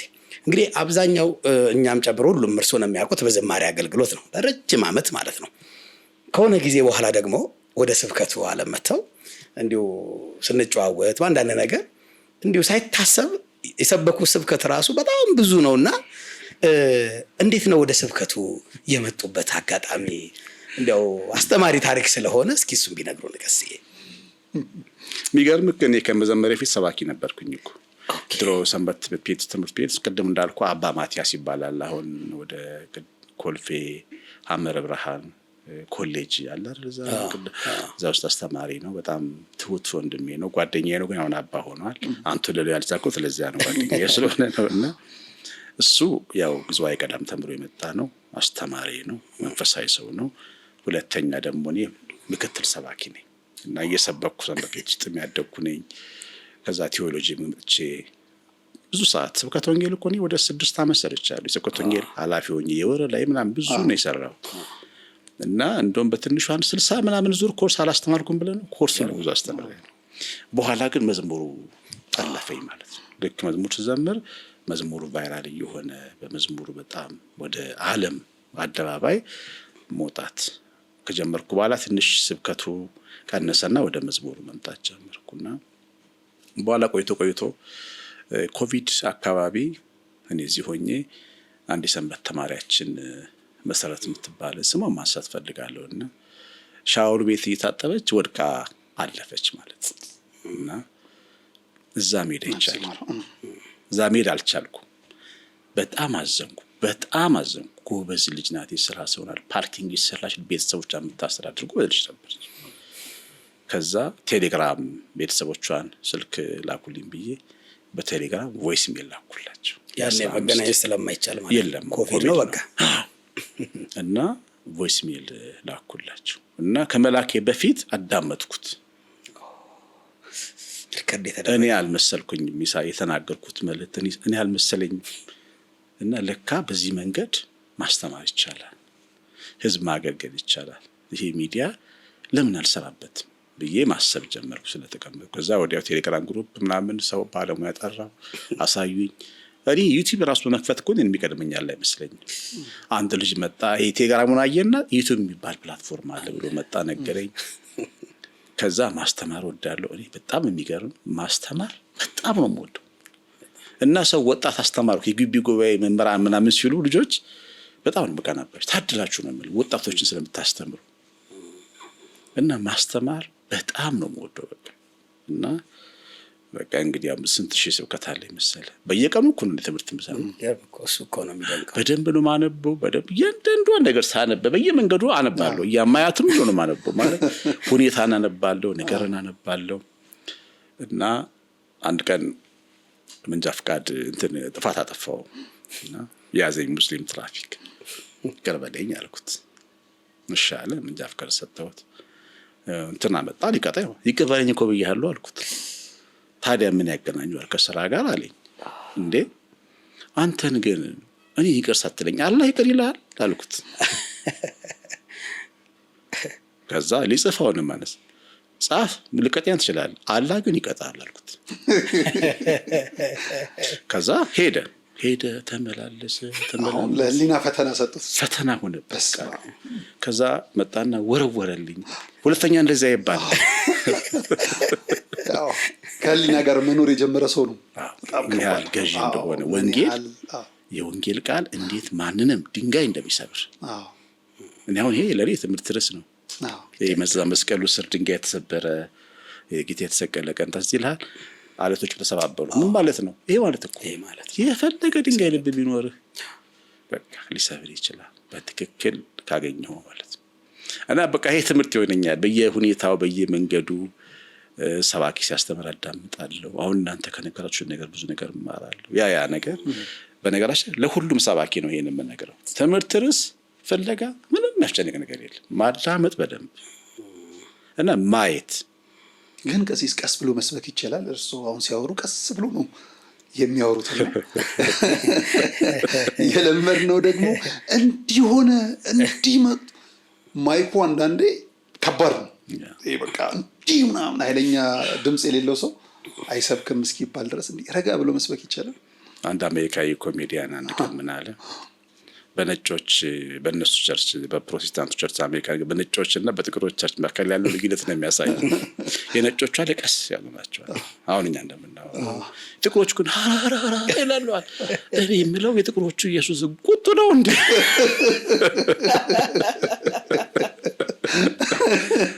እና በጣም ይገርመኛል። እሱ ትልቅ እንትን ነው ስብከት። ጮኸም ልሰብከው ትችላለህ። ጌታም እኮ ጮኸባቸው ቦታዎች አሉ። ግን ጌታ የጮኸው ግን ብዙ ጊዜ ያላመኑ ሰዎች ላይ ተበሳጨባቸው የሚለው እና ቤቴ ጸሎት ቤት ነው እንጂ የወንበር ቤት አታርጉት ያለ ጊዜ ነው እንጂ ብዙ ጊዜ ግን ጌታችን ሲናገር አይጮህም ነበር። እንግዲህ ማይጮህ ሰባኪ አለ፣ የሚጮህ ሰባኪ አለ። ሁለቱንም በየዋነት መስማት ነው። አንዱ ከአንዱ ይበልጣል የሚባል ሕግ የለም። አንዳንዴ የምቾት ጉዳይ ነው ለምእመኑ። ምቾት ነው ምንድን ነው እሱ? ልክ ቴዎሎጂ ላይ አንዱ ቴክኒክ ነው ወይ የሚሰጠው? ስብከት ቢሆን የእግዚአብሔር ቃል አይደለ? ረጋ ብለን ብንማማረው ደስ ይለኛል እኔ እንትን ባይጮህ ማለት ነው። እና ለዛ ነው የጠየኩት። ስብከት የሚመስላቸው አሉ በነገራችን ላይ። አሁን እንደዚህ ረጋ ብለህ ስትናገር አንዳንዴ ክፍለ ሀገር ጉባኤ ስንሄድ ያው እኔ ተራግቼ ትንሽ እንትን ክፍተት ከተፈጠረ እኔ እጋበዛለሁ፣ አስተምራለሁ። ተረጋግቼ ነው ያው እንደተለመደው እና ስለ ምክሩ ምክር ነው የሚያደርጉት ስለማልጮህ ማለት ነው። ረዥም ሰዓት የሚጮህ ስብከት አድርገው ያስቡታል። ይሄ የአመለካከት ችግር ነው። እና የሚጮኸውም ሰው የሚያስተላልፈው መልእክት የምናገር ረጋጋው ማስተላለፍ መልእክቱ ግን ዋናው የስብከት ማከል። ወደፊት ግን እኔ የተረጋጋ ሰባኪ እየመጣ ጮኸቱ የቀረ ይመስል የሚመጣ ማለት ሰው አይሰማህም። አሁን ትግስት የለውም ጮኸበት። አሁን የኛ ልጆች ምን ሆነሃል ነው የሚሉ ብትጮህባቸው። ምክንያቱም ወላጅ አይጮህባቸው። የድሮ ታውቃለህ አስተዳደጋችንም እኮ ነው እየተጮህበት ስለምናድግ ይገባናል። የኛ ልጆች ግን በተጮህባቸው አሞታል ወይ ነው የሚሉ። ምናልባት ግን ቀሲስዬ ከጸጋ ጋርም ወስደዋለሁ። አሁን አንዳንድ ሰው ጸጋ አለ፣ ልክ እንዲህ ደግሞ ረጋ ብሎ መስበክ ደግሞ የማይችላል። ልክ ወደ ስሜት ውስጥ ሲገባ ድምፁ ቶኑ እየተቀየረ ይመጣል። ደግሞ እንዳልኩ ፐርፐዝሊ ደግሞ የሚጮህም ደግሞ አለ። ያ አግባብ ነው አይደለም? ግን እንደ ጸጋም አለ። አንዳንዴ አሁን ስም ባንጠቅስም አንዳንድ መምህራን አሉ ቀስ እያሉ እየሄዱ የሆነ ሰዓት ላይ በቃ ራሳቸውን አያውቁም የሚናገሩትን ነገር። ከዚህም አንጻር ከጸጋ አንጻር ያመጣሁትን ሰባኪ ሁሉ ጠይቃለሁ። ይሄ ጥያቄ ጥሩ እኮ ነው ይመለስልኝ። አይ ጸጋ ነው እኮ አልኩህ። በቃ ባንተ ልቀር የጸጋ ነው። አዎ ግን አንድ ጥያቄ ነው ልጨምርላቸው። ጥሩ ቀሲስ፣ እኔ ሁለት ነገር በጣም ያስፈራኛል። አሁን የዚህ የነገሩን አገልግሎት ላይ ከመጀመሪያው ልጀምር። ከመምህር ጋርም ስናወራ ነበረ። ለሆነ አውደ ምሕረት ጉባኤ ለማዘጋጀት አገልጋይ ስንመርጥ ልንጠራቸው የምንላቸው አገልጋዮች ቁጥር እያነሰብን መጣ። በተወሰነ መልኩ እከሌ እንልና ለሆነ አውደ ምሕረት እነዚህ ደግሞ የዓመት ስኬጁል ሁሉ አላቸው። አንዳንዶቹ ቶሎ አይገኙም፣ አይያዙም እና ብዙ ያለ ይመስለናል አገልጋይ ግን የለም። በጣም እጥረት አያለው። ያ ማለት ተተኪል ያልሰራንም ማለት ነው። እሱ አንዱ ያሰጋኛል። የሚመጡት ተተኪዎቻችንም ደግሞ የዘመን እየሆኑ አስቸገሩኝ። የወቅት በአዲስ ስራ ከመሆን ይልቅ በሰው አገልግሎትን የማዳረስ እንጂ አገልግሎትን የማንሳት አይደለም የሆነ አገልግሎት ይመጣል። እሱም አንዳንዶቹ ኩራታቸውን አንችለውም። ይቅርታ በደንብ ልናገር እንትንም ስንል ለእንግዳም ለምንም ይሁን ለአንዳንድ ፕሮግራም ስንል በሰው ስራም ላይ ሰርተው ስንጠራም እሱም ከባድ ነው። እንትን የሆነ ጋፕ እጥረት ያለ ይመስለኛል። እሱ ላይ አንድ እፈራለሁ። ሁለተኛው ግን በጣም ያስፈራኛል። ጅማ ነበር የዛሬ 1 ወር ጅማ ሊሙ መድኃኔዓለም ዙሪያው የሊሙ ጫካ ያውቁታል። እልም ያለ ጫካ ውስጥ በቤተ ክርስቲያኗ ውስጥ አንድ ቤት ብቻ ነው ያለችው። ቤተ ክርስቲያኗ ፈርሷል፣ የተሰራ ነው አንድ ቤት። እሷም መቃብር ቤት ናት። ከፊት ለፊት መቃብር ያለ መቃብሯን ትራስ አድርጌ እኔና ካሜራማኔ ወንድሜ ተኝተናል። አስተዳዳሪው አብሬያችሁ ልደር አሉ። ያው ቦታው ስለሚያስፈራና ስለሚያስቸግር የተኛችሁት መቃብር ቤት ውስጥ ነበር? መቃብር ቤት ውስጥ መቃብር ላይ ነው የተኛ ነው። አብሬያችሁ ልደር አሉ። አይ ምን ያደርጉልናል አባ አልኳቸው። ምናልባት የምትፈሩ ከሆነ ሚኒሻማ እንዳቆም ያለው አሉ። አይ ያለነው በቤተ ክርስቲያን ውስጥ ነው፣ ከሞትንም ሟች ማብዛት ነው። ሟች ማብዛት ነው አያስፈልግም አልኳቸው። የምሬን ነው ማለት ምንም ማድረግ አልችልም። ወደ ከተማ ላይ አይታሰብም፣ ከተማ የለም። ስለዚህ እዛው ነው።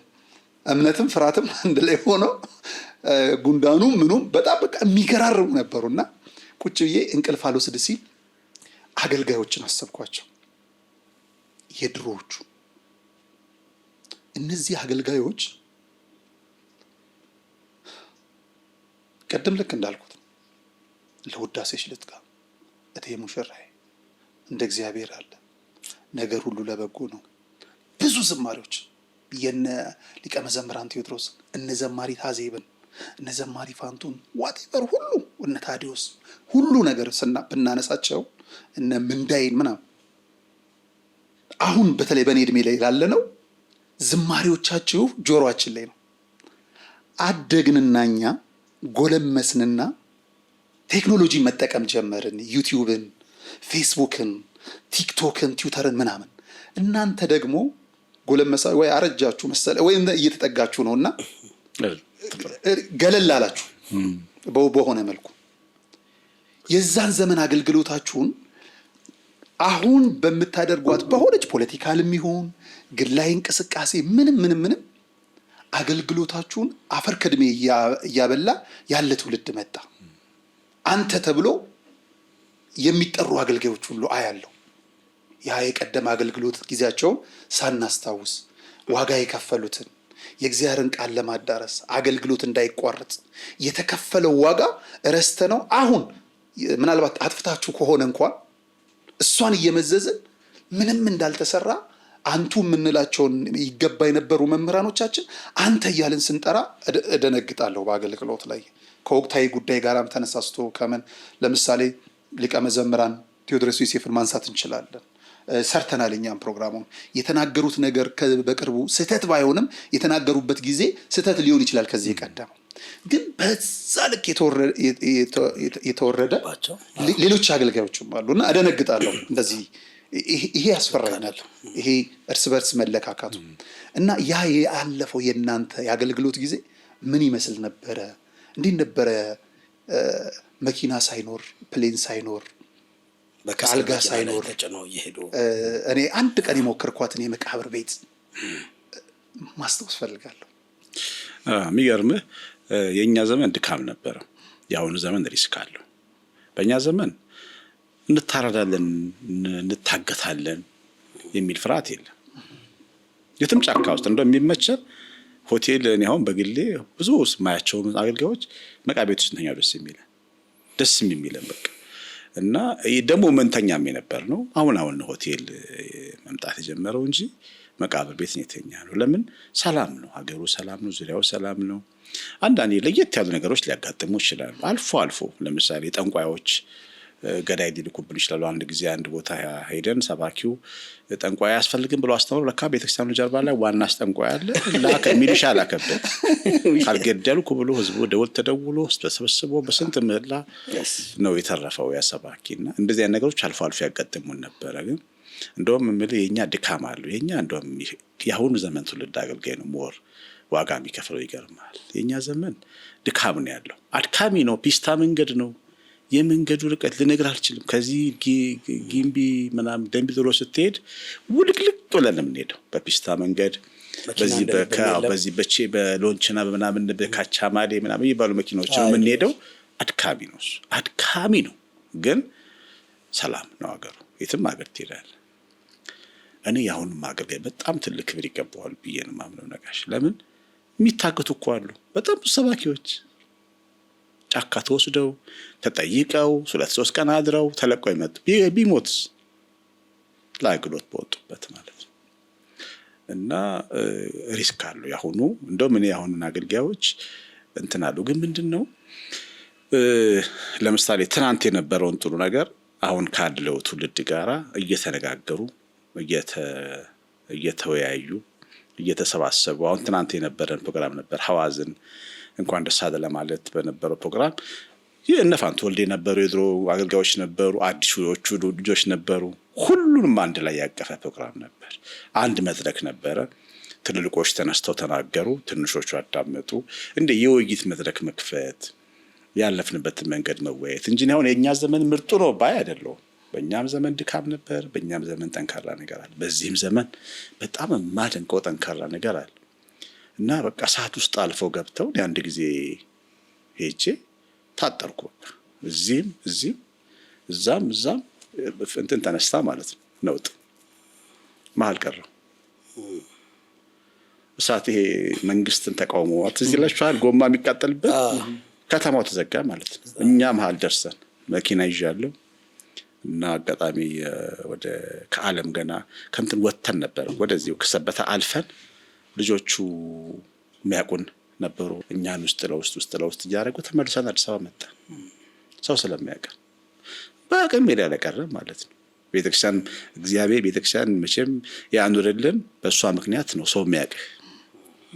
አየህ ሊገሉንም ይችላሉ። የሚገሉ ሰዎችን ቢኖሩ በዛ ሀገር አጋጣሚ የሚያግዘን ሰው አገኘን እና እንዲህ አይነት ሪስክ የወሰዱ ብዙ አገልጋዮች አሉ። ብትጠይቃቸው ሳያወሩት የሚያልፉት ማለት ነው። እኔ እሷ ጋር ማንሳት የፈለኩት ምንድነው የዚህን ዘመን አገልጋዩን ዋጋ ከማሳነስ ሳይሆን ሳንፈልገው አገልግሎቱ ተገድቧል። አሁን ልክ እንዳሉት በጸጥታ እኔ በማስታውሰው እኔ በነበርኩበት እንግዲህ የእናንተንም ለምሳሌ ከልቤ የማትጠፋው ገድሉ ታምራቱን በዛ በወጣትነት ኢነርጂ ስትዘምር የነበረች ፋንቱ አቃቂ መድኃኔዓለም ትዝ ይለኛል። ቃልቲ ገብርኤል ትዝ ይለኛል። እንደው በትንሹ ነው በየወሩ ባለንበት አብያተ ክርስቲያናቶች አገልግሎት አይቋረጥም ነበር። ክፍለ ሀገር ጉዞ ሲዲዩ ሲሸጥ ሁሉ ነገሮች የነበሩበት ያ አገልግሎት የወርቃማ ጊዜ አገልግሎት አመልጦናል በተወሰነ ያንን ጊዜ እንዳናደርግ ገድቦናል።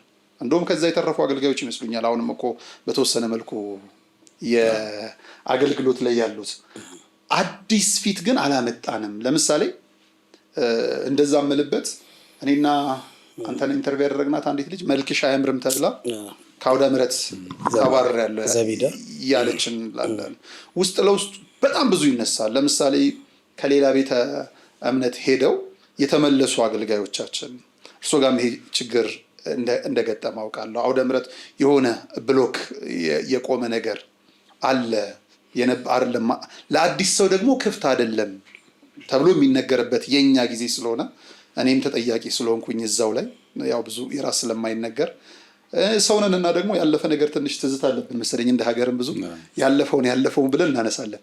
ለዛ ነው የእናንተን ጊዜ እንዲነሳ የፈለኩት። ምናልባት ላክልበት ቀስዬ የነጋሽ በጣም የሚገርም ጥያቄ ነው። እኛም እዛ አገልግሎት ላይ ስላለን ማለት ነው። ምንድነው መሰሎት ይሄ አሁን ቴክኖሎጂውን በመጠቀም ዩቲዩብን ቲክታኩን እና ሊሆን ይችላል እና ራስን ፌመስ ማድረግ እና ከዛ ራስን ውድ ማድረግ እና የናንተ ዘመን ደግሞ ጣዕም ነበረው፣ መከባበር ነበረው፣ መታዘዝ ነበረው። አሁን ግን የምናያቸው ነገሮች እንደዛ አይደሉም። ኢቭን እንኳን ለምሳሌ የእርሶን መዝሙራውን ያልሰራ ሰው የለም። እያወጣ ይሰራል። ለምሳሌ ማን አስፈቅዶታል ብለን ብንጠይቅ እኔ ማቆይ የለም ሊሉን ይችላሉ እርግጠኝነት። እና የሆነ መስመር ላይ የተበለሻሸ ነገር አለ። ስለዚህ ልክ እንደናንተ አይነት ታዛዥ የሆነ ቅን የሆነ ለትውልዱ ቶሎ ሊደርስ የሚችል አገልጋይ ያስፈልጋል የሚል ነው ነጉያ ላይ ያለው ማለት ነው። እኔ ሌላ ፍራቻው ላይ በጣም እኔ እንደው ያሶሩኝ ነው በደንብ እና አንዳንድ ነገር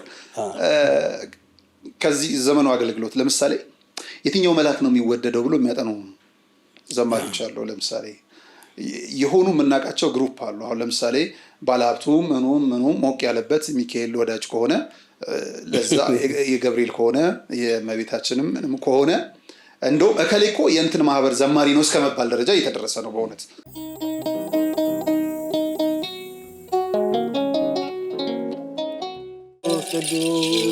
በዚህም እግዚአብሔር አለ። አይገርምም? ሁሉ የእሱ ስፍራ ነው።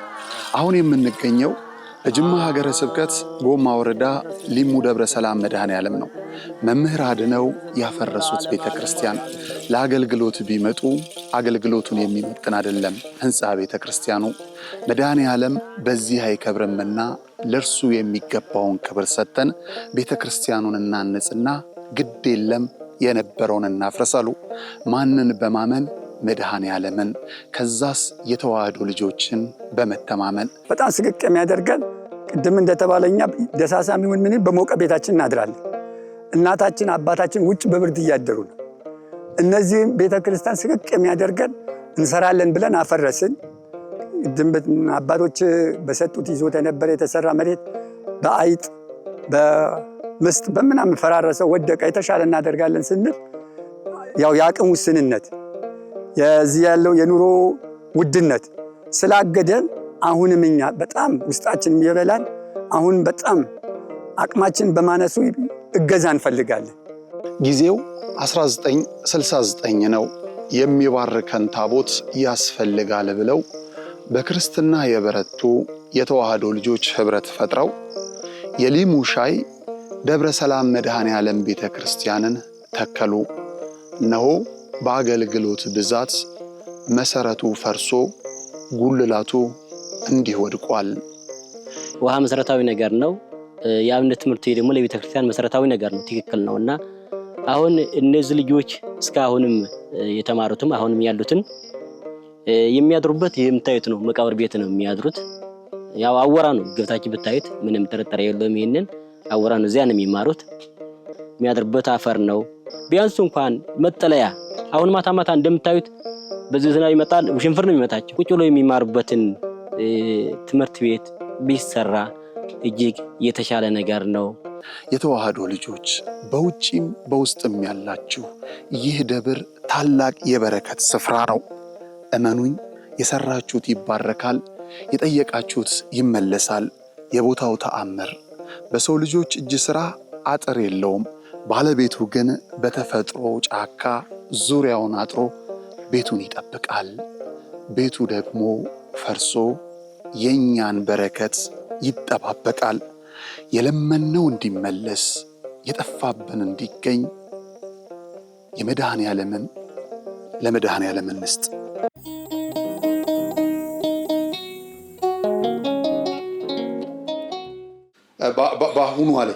በአሁኑ ላይ ገፍቶ ከተመጣ ያው በደንብ ቅድም ያነሳው የሰባኪዎቹን ለምንድን ነው ተተኪዎች የሌሉት ያልከው?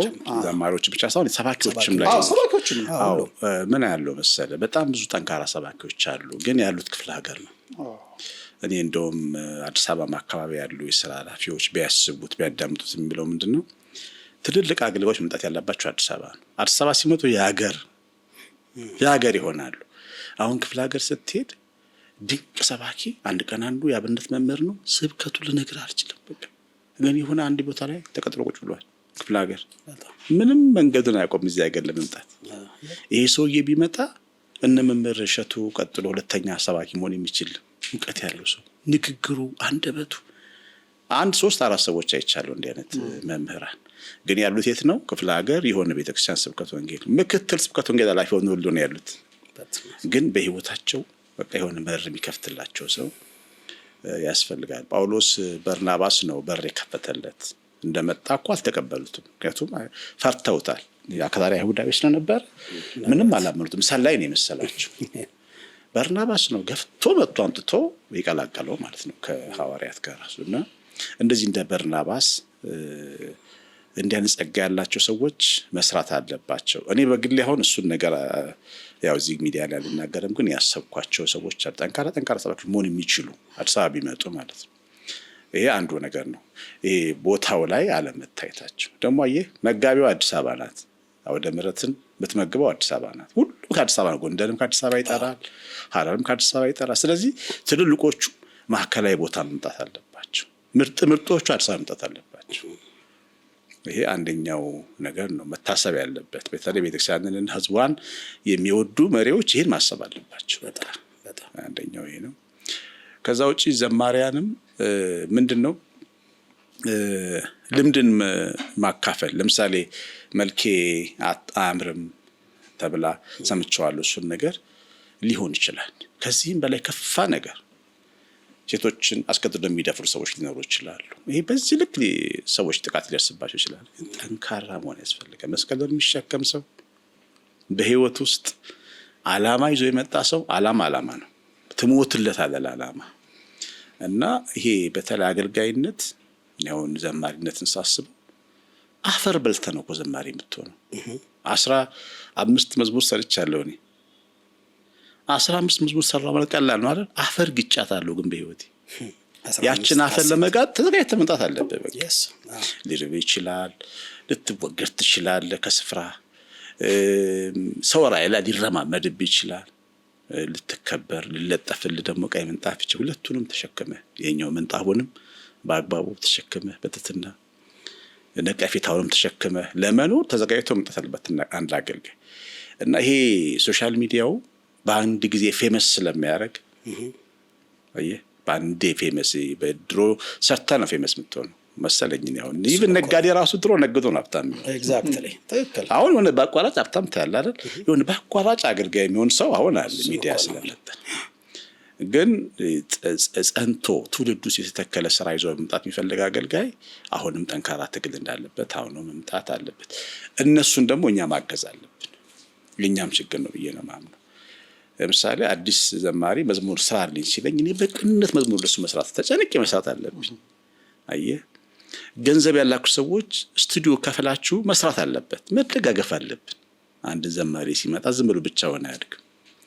አሁን ደግሞ እንደምታውቁት ኑሮ በጣም እየተወደደ ስለሆነ በገንዘብ አቅም ሰው በጣም የተቸገረ ስለሆነ አገልግሎት ካልተደገፈ እንዴት ነው ሰው ሊያድግ የሚችለው? እኛ እኮ በ2000 ብር ነው መዝሙር ካሴት ያወጣ። እንደዛ እንደ እግዚአብሔር ያለ የሚለው መዝሙር ላይ ሰራሁት 2000 ብር ከፍዬ ነው። አሁን ግን በትንሹ 100,000 ብር ያስፈልጋል መዝሙር አንድ ከመዝሙር ለማውጣት አንድ ካሴት ለማውጣትና ድጋፍም ይፈልጋል። የሰው ድጋፍ ምን ላገዘ ማለት እንደው ሆቴል አስገብቶ ውድ እንትን ከሚጋብዘው ለአንድ ዘማሪ ስፖንሰር ሆኖ ገንዘብ ቢሰጠውና መዝሙር ሰርታ አምጣ ቢለው ይሻላል። የሆነ ውጭ ሀገር ሄጄ 7 ስታር ሆቴል ይዞኝ ሄደ ሰውየው ማለት አንድ አገልጋይ ሰባኪ አብሮን ነበር። የከፈለውን ማመን ነው ያቅታችሁ። በጣም ውድ ክፍያ ከፈለና አብሮኝ ነበረው። አሽዬ ምን አለ ዘርዝሮ ቢሰጠልኝ ስንት ነገር እና ምዕመናንም ማወቅ አለ። አሁን ይሄ ቀላል ነገር እንዳይመስላቸው የሚሰሙ ምዕመናን እና ለኛ ውድ ሽቶ ከሚያመጡልን 4 መዝሙር ስራበት መዝሙሩን ፈልገዋለሁ ብለው እርዳታ ማድረግ አለባቸው ለአገልጋይ። ሁሉም ነው መተጋገዝ ያለበት ነው አገልግሎቱን ለመደገፍ። በጣም ነው የሆነ ሽፍት አድርጌያለሁ፣ ቀይሮኛል፣ ተምሬያለሁ ማለት ነው። ግን አውደ ምሕረት 2 ቦታ ነው አሁን ያለው። ያ 2 አውደ ምሕረት ቤተክርስቲያን የምታውቀው አባቶች የደነገጉልንም የቤተክርስቲያን አውደ ምሕረት የቤተክርስቲያን አውደ ምሕረት ፍለፊት። ሁለተኛው ቲክቶክ ላይ ሆኗል። እርሱ የትኛው ያስደስቶታል? የቤተክርስቲያኗ አውደ ምሕረት ነው ወይስ ሰው ባለበት ነው አውደ ምሕረት መሆን ያለበት? ምን ያውቃል? ተንበርክኮ ጸልየን የምትወጣው መድረክ ላይ አውደ ምሕረት ላይ ስትወጣ እኮ አውደ ምሕረት ላይ ስትወጣ እኮ መጀመሪያ እኮ ትንበረካለህ፣ ትወድቃለህ እኮ መሬት ሰግደህ አይደል እንዴ? ቤተክርስቲያኗ ታስገድዳለች እኮ፣ መንፈሱ ያስገድዳል። ሄደህ ተሳልመህ ሰግደህ ምን ብለህ አደራህን ብለህ ማይለመድ እኮ ቲክቶክ እኮ ይለመዳል። የእግዚአብሔር አውደ ምሕረት እኮ መቼም ይኸው እንግዲህ ለስንት ዓመቴ ሁሌ እንደፈራው ነው። እግዚአብሔር በሚያውቀው እኔ ልቤን እግዚአብሔር ያውቃል። ሁሌ ምጥ የኔ ፕሮግራም እስኪደርስ እስኪቆም ማይኳን እስኪዛት ለምን ቤቱ የክብር ጌታ ቤት ነው። አዳም ምትለምደው የእግዚአብሔር ቤት አይለመድም፣ ተለምዶ አያውቅምና ሊወዳደርም አይችልም ነገር። ታዲያ ሰውን እንዴት እንመልሰው? ይሄን ጥያቄ ያመጣሁት አንዳንድ አውደ ምሕረቱ እግዚአብሔር በሚያውቀው 3 ሰው አይቻቃለሁ። 3 ሰው ከዛ መለስ ብዬ ቲክቶክ ስገባ 300 400 ሰው ያለው 3000 ማለት እኔ እዛ አልደረስኩም። በቤተክርስቲያኑ አውደ ምሕረት የማናገኛቸውን መምህራን ቲክቶክ ላይ የቤተክርስቲያኗ ተጠያቂ ሆነው በብዛት ያው ተጠያቂ የጠፋ ይመስል ጥሩ እንዳለ ሆኖ እዛ አለ። ጸሎት በቲክቶክ ይጀምሩ አሉ። አትሮኖስ በየቤታቸው ይዘረጉዋሉ። ወደ እግዚአብሔር በረት ሰው ለማስገባት ነው ወይስ ገንዘብ ይገኝበታል ተብሎ እንደ አንድ ስራ ምንጭ ታይቶ ነው ምናምን አላውቅም። ጥናት እሱ ይፈልጋል፣ እሱ በራሱ ይፈልጋል። ግን አንዳንዶቹ ለቲክቶክ ለሚያቀርቡት ትጋት በቤተ ክርስቲያን ላለ ምእመን የሆነ ነገር ለማቀበል ያን ያህል ሲተጓ ላይ የኔ ምልከታ ነው። ይቅርታና ወደ አውደ ምሕረት እንዴት ሰውን እንመልስ? ወደ ቤተ ክርስቲያን ሰውን እንዴት እንመልስ? ወደ ሰርክ ጉባኤ እንዴት እንመልስ?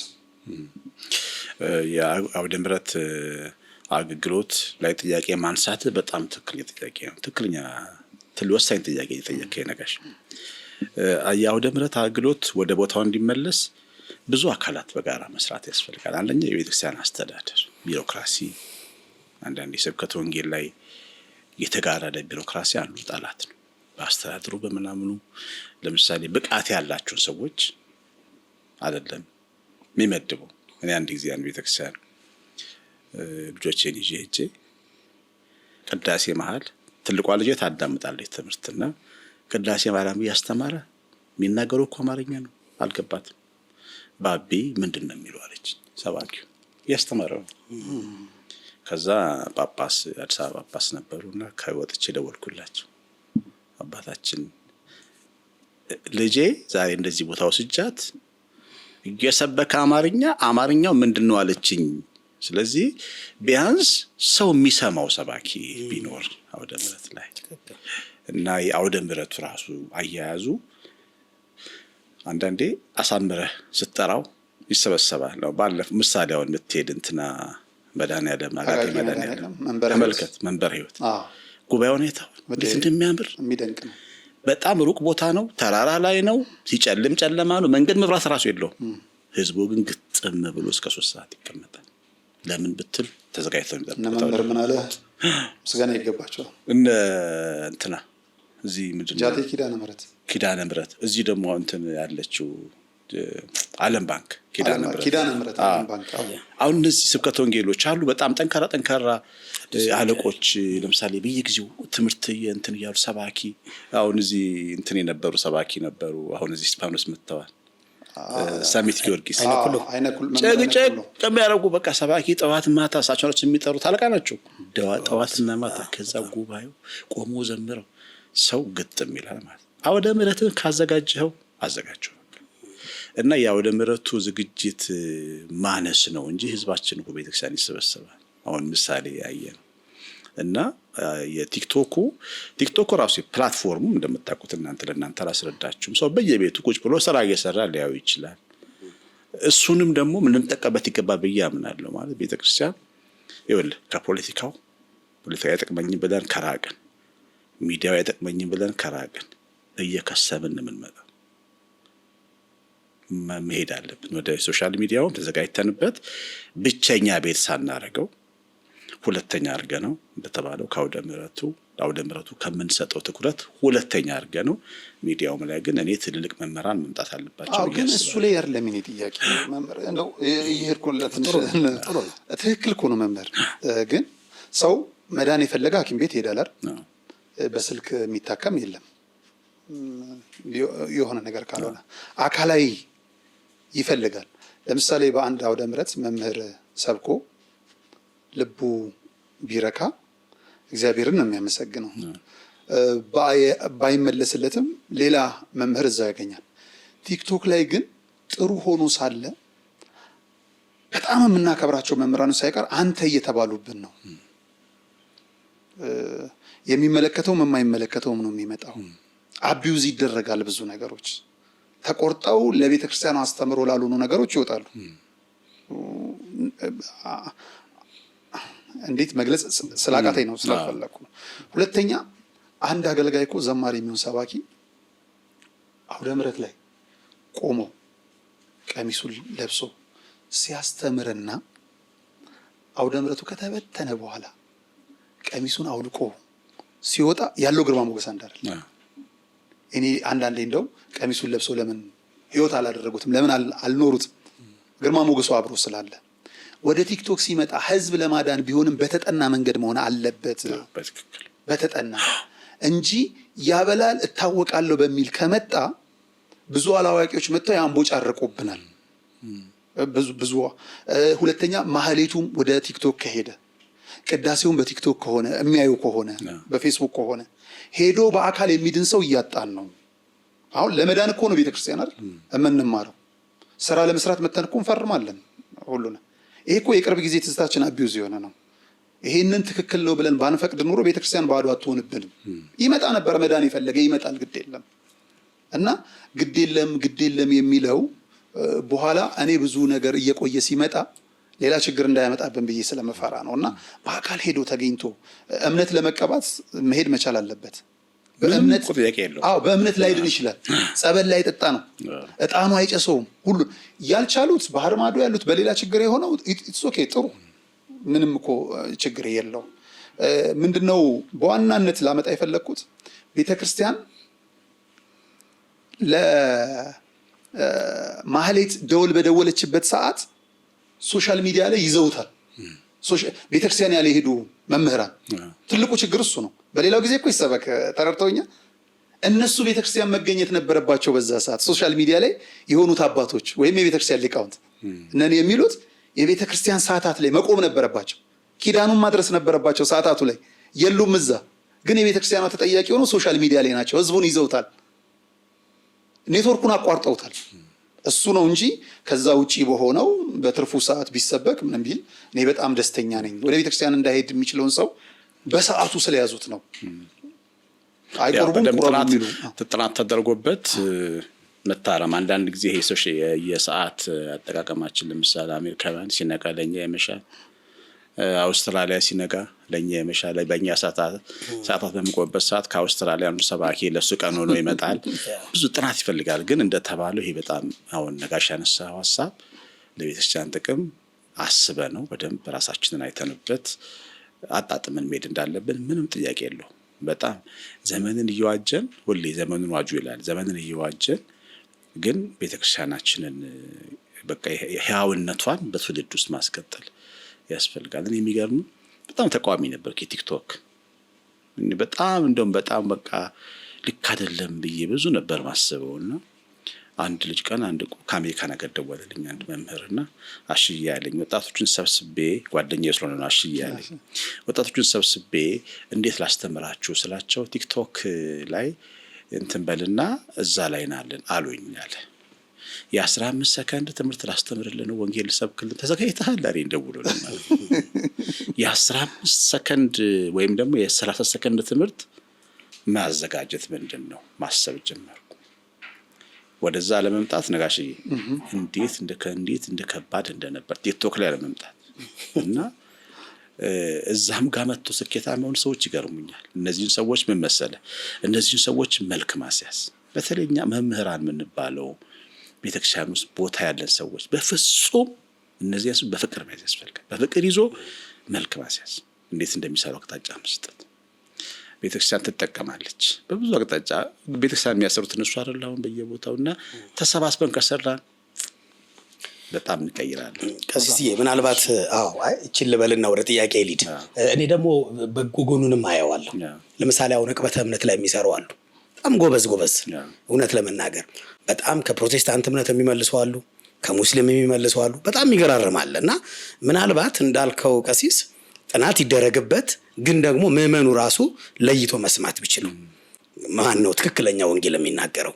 ምክንያቱም በዛ ውስጥ መንፍቅና የተለያየ ነገር ሊኖር ስለሚችል ምዕመኑ የሚያዳምጠውን ሰው ቢለይ ነው እንጂ በዚህ ዘመን እንደው መጽሐፍ ቅዱስ ምንድነው የሚለው?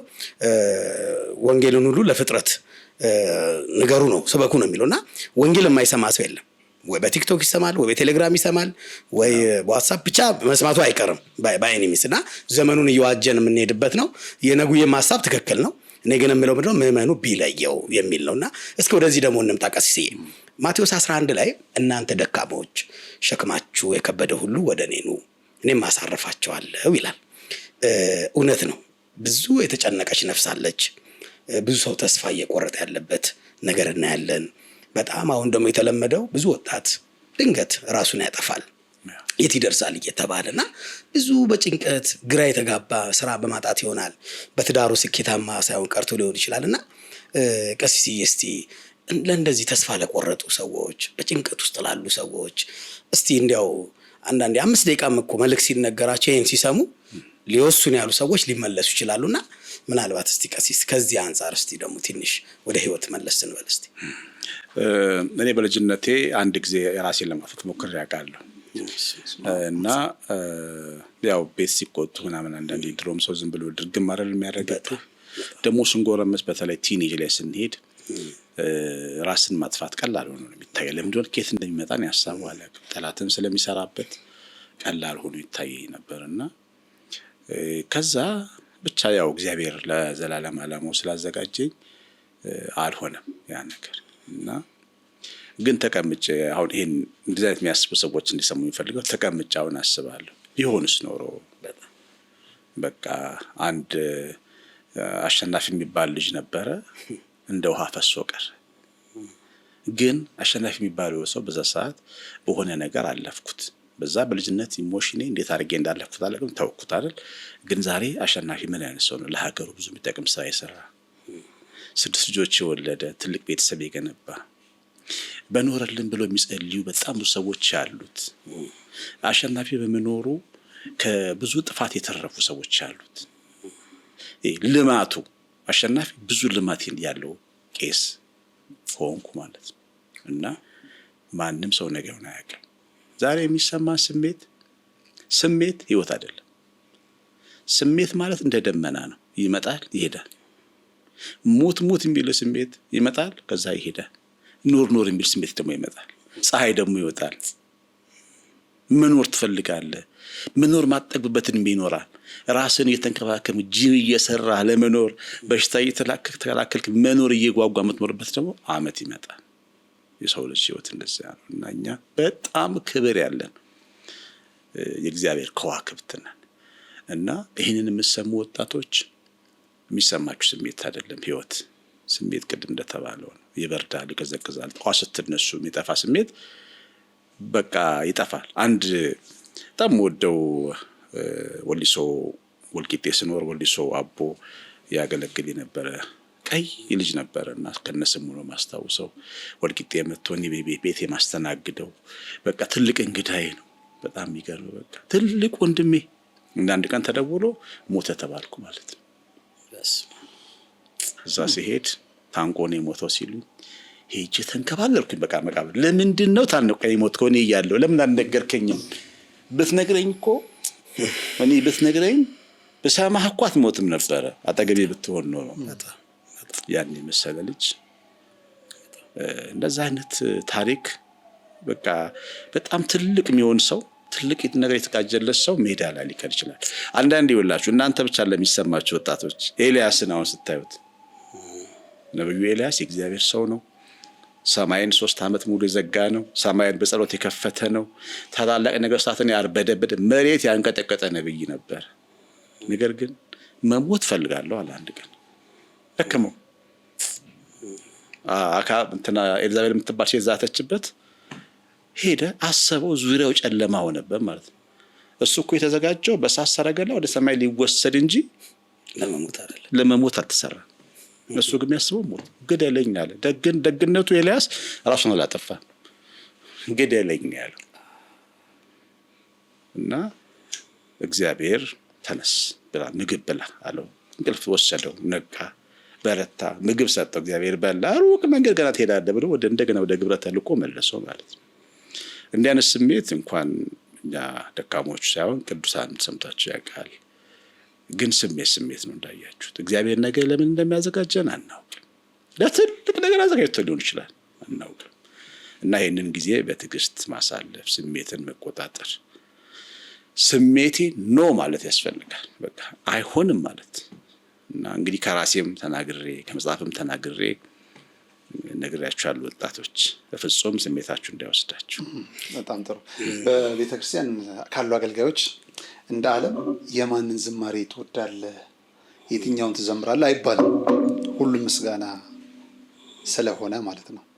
ግን ከእርሶ ዝማሬ ውጪ በየትኛው ዝማሬ ይጽናናሉ? ለምሳሌ እኔ ወዲያው ከተከፈተ ከማልችልበት አንዱ መዝሙር ብዙ ጊዜ እናገራለሁ፣ የዘማሪ ፍቃዱ አማረ ነው።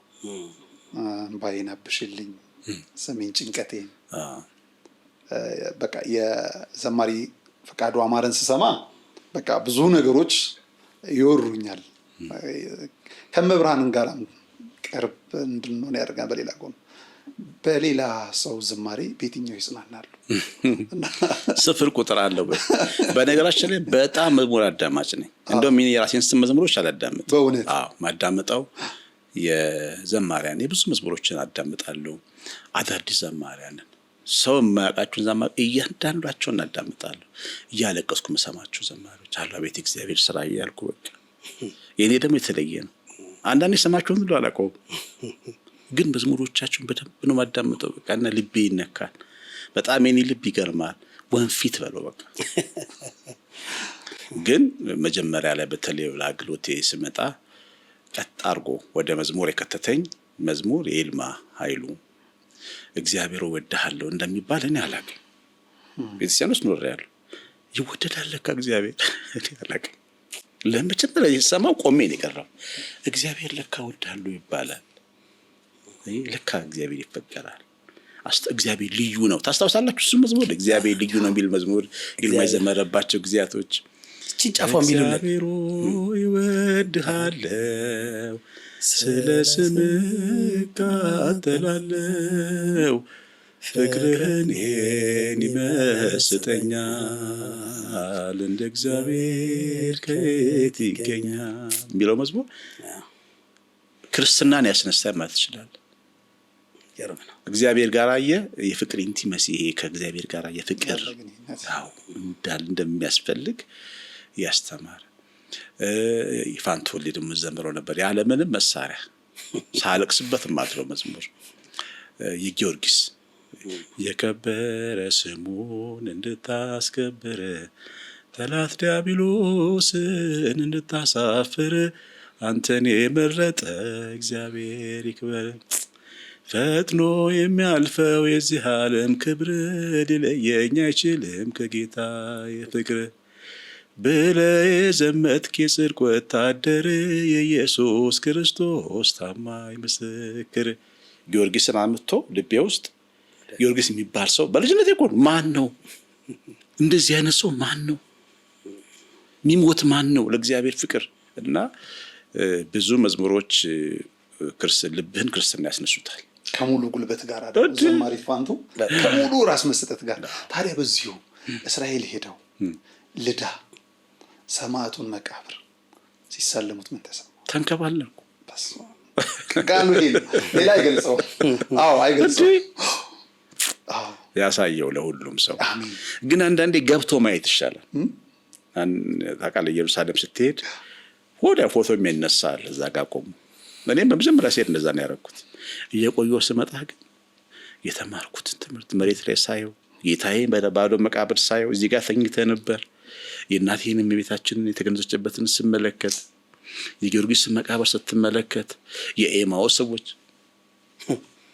በቃ እና ኢየሩሳሌም 1-3 መሄድ አለብህ። በደንብ ገብቶ መሄድ አለብህ። አንብበህ መሄድ አለብህ። እና ትልቅ መታደል ነው። በጣም ትልቅ መታደል ነው። እሱ ላይ ለምን በዚሁ አጠይቀውም? ከተደነቀበት ነገር ቀሲስዬ እስራኤል ውስጥ እስቲ ውስጥ እንክት ካደረገው ከጎበኘኸው ከዳሰስከው ካየኸው ወይ ለአንተ ከአእምሮ በላይ ቅድም እንዳልክ እንደ ግብፁ ማለት ነው በጣም ያስደነቀ ነገር እስቲ እንዲያው ለአድማጭ ለተመልካቾቻችን እስቲ የጌታችን እመቤታችን የኖሩበትን ቤት መጀመሪያ ያየው ድንጋይ ጸራቢ የሚለው በነገራችን ላይ እዛ አካባቢ የድንጋይ የናዝሬት ድንጋይ የሚጠርቡ ነበሩና እንጨት ብቻ አይደለም። ብዙ ዘኛ እንጨት ነው የሚመስለው ግን ድንጋይ ጠራቢዎች ናቸውና እዛ ጋር ለምሳሌ እዛ ጋር ቆሜ ያው ግራውንድ ላይ ታጥሮ ነው በአርኪኦሎጂ ተቆፍሮ በደንብ ተጠቅሞ እዛ ውስጥ ነው የነበሩት ሲባል ድንጋዩን ሳይሆን ይሄ ድንጋይ ጠርበው ይሆናል። እኔም እኮ ድንጋይ ነኝ ዝም ብሎ እኮ አይደለም። ይሄ ባለቀኔው የጠራቢው ልጅ የሚለው እንደ አብ ነው ይላሉ። የትኛው የናዝሬት የብስራቱ ቦታ ጌታ ይኖርበት ከታች ያለው እና ድንጋይ ነኝ እኮ እኔ ስጠርበኝ እኮ ነው የኖርከው የጠራቢው ልጅ እና ከወደ ድንጋይ ዓለም ነው የመጣው እና እሱ በጣም በቃ ይገርመኛል። ድንጋይ ይጠርባል የሚለውን ስሰማ በጣም ደግሞ የገረመኝ ነጋሽ አይተው ይችላል። ቅፍርናሆም የሚባል ገዳም ነው የካቶሊኮች ትልቅ ገዳም ነውና 100 አለቃው የነበረበት ቃል ብቻ ተናገር እሱ ግቢ ስትገባ ሆምለስ ጂሰስ የሚል አንድ ሐውልት የተኛው ሰው እንደቀልድ ነው ያየው። ለኔ ግን እስራኤል ሀገር ካየሁት ሁሉ ነገር የገረመኝ እሱ ነው። ሆምለስ ነበር ጂሰስ ክርስቶስ ማለት መንገድ ላይ ጫካ ውስጥ ግንድ ላይ ተኝቶ ነበር የሚያድረው። አንድ ሰው ቤት አይሰጠውም ነበር። ይገርም ነው። በዚህ ልክ እንደው ሰውን መፈለጉ ይገርማል።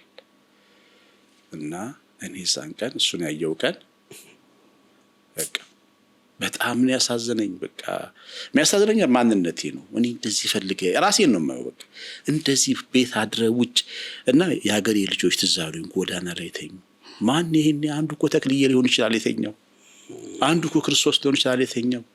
ዛሬም ድረስ መንገድ ላይ የሚተኛ እኛ እንትን ሳበበለን ቤንዚል ነው ምናምን ሳበበለን ምንንቀው እና በዛ ሰዓት ሰው መንገድ ላይ ተኝቶ ቢያው ምን ይል ነበር ክርስቶስን። ብቻ ግን እኔ እሱ ሀገር ያው እኔ ሁለት አስደንቆኛል። የሚገርሙ ብዙ ናቸው በማየታችን የምንደሰታቸው። እንደው ዮርዳኖስ ደርሶ እንደመጠመቅ የሚያስደስት ነገር የለም። እውነት ለመናገር የጌታን 14ቱን ፍኖተ መስቀል መሄድ፣ መራመድ፣ መዳሰስ የሚያስገርም ነገር ነው፣ የሚያስደስት ነገር ነው በአእምሯችንም ስላለ። ሁለት ነገር ግን በጣም አስገርሞኛል እስራኤል። እኔ ደግሞ ስሄድ አንደኛ የእመቤታችንን ባዶ መቃብር ሳይ ማለቴ በቃ ሰው እንዲያይ ይሄ አላይም ለሚል ባዶ መቃብሩ በመስታወት ተሰርቷል። መቃብሩ ያለ ልዩነት ነው ደግሞ ከምስራቅ ከሰሜን ከደቡብ እስከ ምዕራብ የሚመጣው በሙሉ ያለ ልዩነት ነው ያለው። ሁለተኛው በጣም ያስገረመኝ ገዳመ ቆሮንቶስ ነው። የሚያስደንቀኝ የኛ አባቶች እንደው ለመከራ ጫካ የሚገቡ የሚያስመስሏቸው አሉ።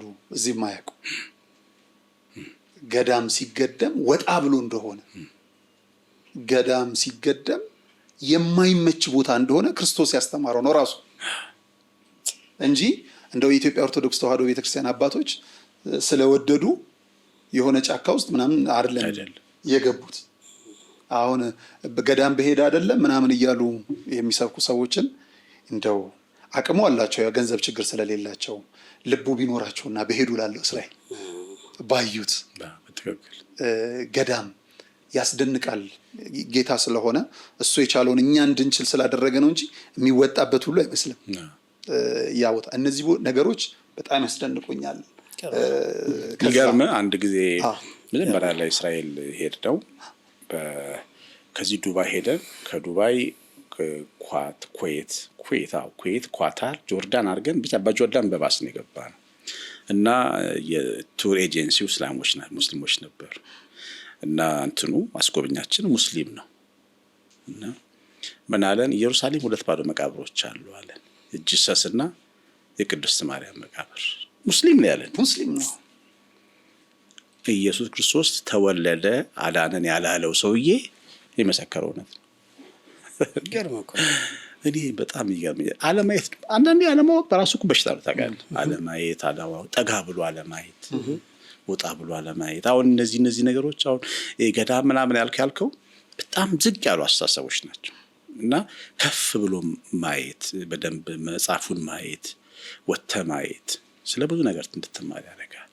እንኳን ክርስቲያኑ አይደለም ሙስሊሙ ይማር እና የእመቤታችን ባዶ መቃብር አይደለም እኛ ክርስቲያኖች ሙስሊሞቹ የሚናገሩት እና ቀላል እኮ ነው እሱ ባዶ መቃብሩ ከሞት መነሳት አይደለም። ስንት ክብር ተዘጋጅቶልን በአብ ቀኝ መቀመጥ የተዘጋጀላትን ዝም ብለን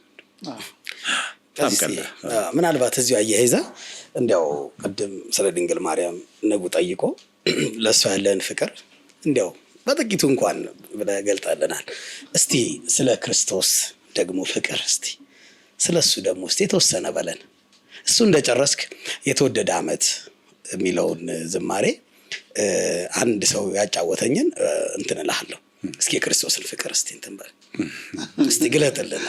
ቅድም ስለ ሆምለስ ጂሰስ ስናነሳ አንስቼዋለሁ ሀሳቡ ማለት ጌታችን በደንብ አልተነገረ በደንብ አልተሰበከም ማለት ተሰበከም ማለት የተገለጠበት ሁኔታ ይሄ ሰው የሆነበት እኛን የቀረበበት መንገድ በጣም ነው የሚገርመው። ትዝ ይላችኋል ሊይዙት ሲመጡ በጌቴሰማኒ የሚስመው ሰው ተፈልጎ ነበር። ለምን አይታወቅም ማን እንደሆነ የትኛው ኢየሱስ እንደሆነ ከመመሳሰሉ የተነሳ አይታወቅም። እኔ እኮ በተቻለ መጠን ስፔሻል ዋን ለመሆን የምሞክረው ካህን ነኝ አገልጋይ ነኝ ምናምን ከተለይ ቡራይ ማለት ትልቁ ሰማይን የገዛው ጌታ ከደቀ መዛሙርቱ ጋር ይመሳሰል ስምዖን የለዩት እኔ እሱ በጣም ይገርም ነው እንዴት ከሰው ጋር እንደት እና ደግሞ ማርያም እግሩን ስትስመው እሱ ልብ ይገርመኛል። እና እስቲ አሁን ተቀምጠንኛ ትልቁ መምህር የኔታ እሸቱ ወይም ብፁዕ ቅዱስ አባ ማትያስ ፓትርያርካችን እግራቸው ስር አንድ ሴተኛ ዳሪ ተቀምጣ ስትስማቸው በታው ምን ይሰማችኋል? ይሆነ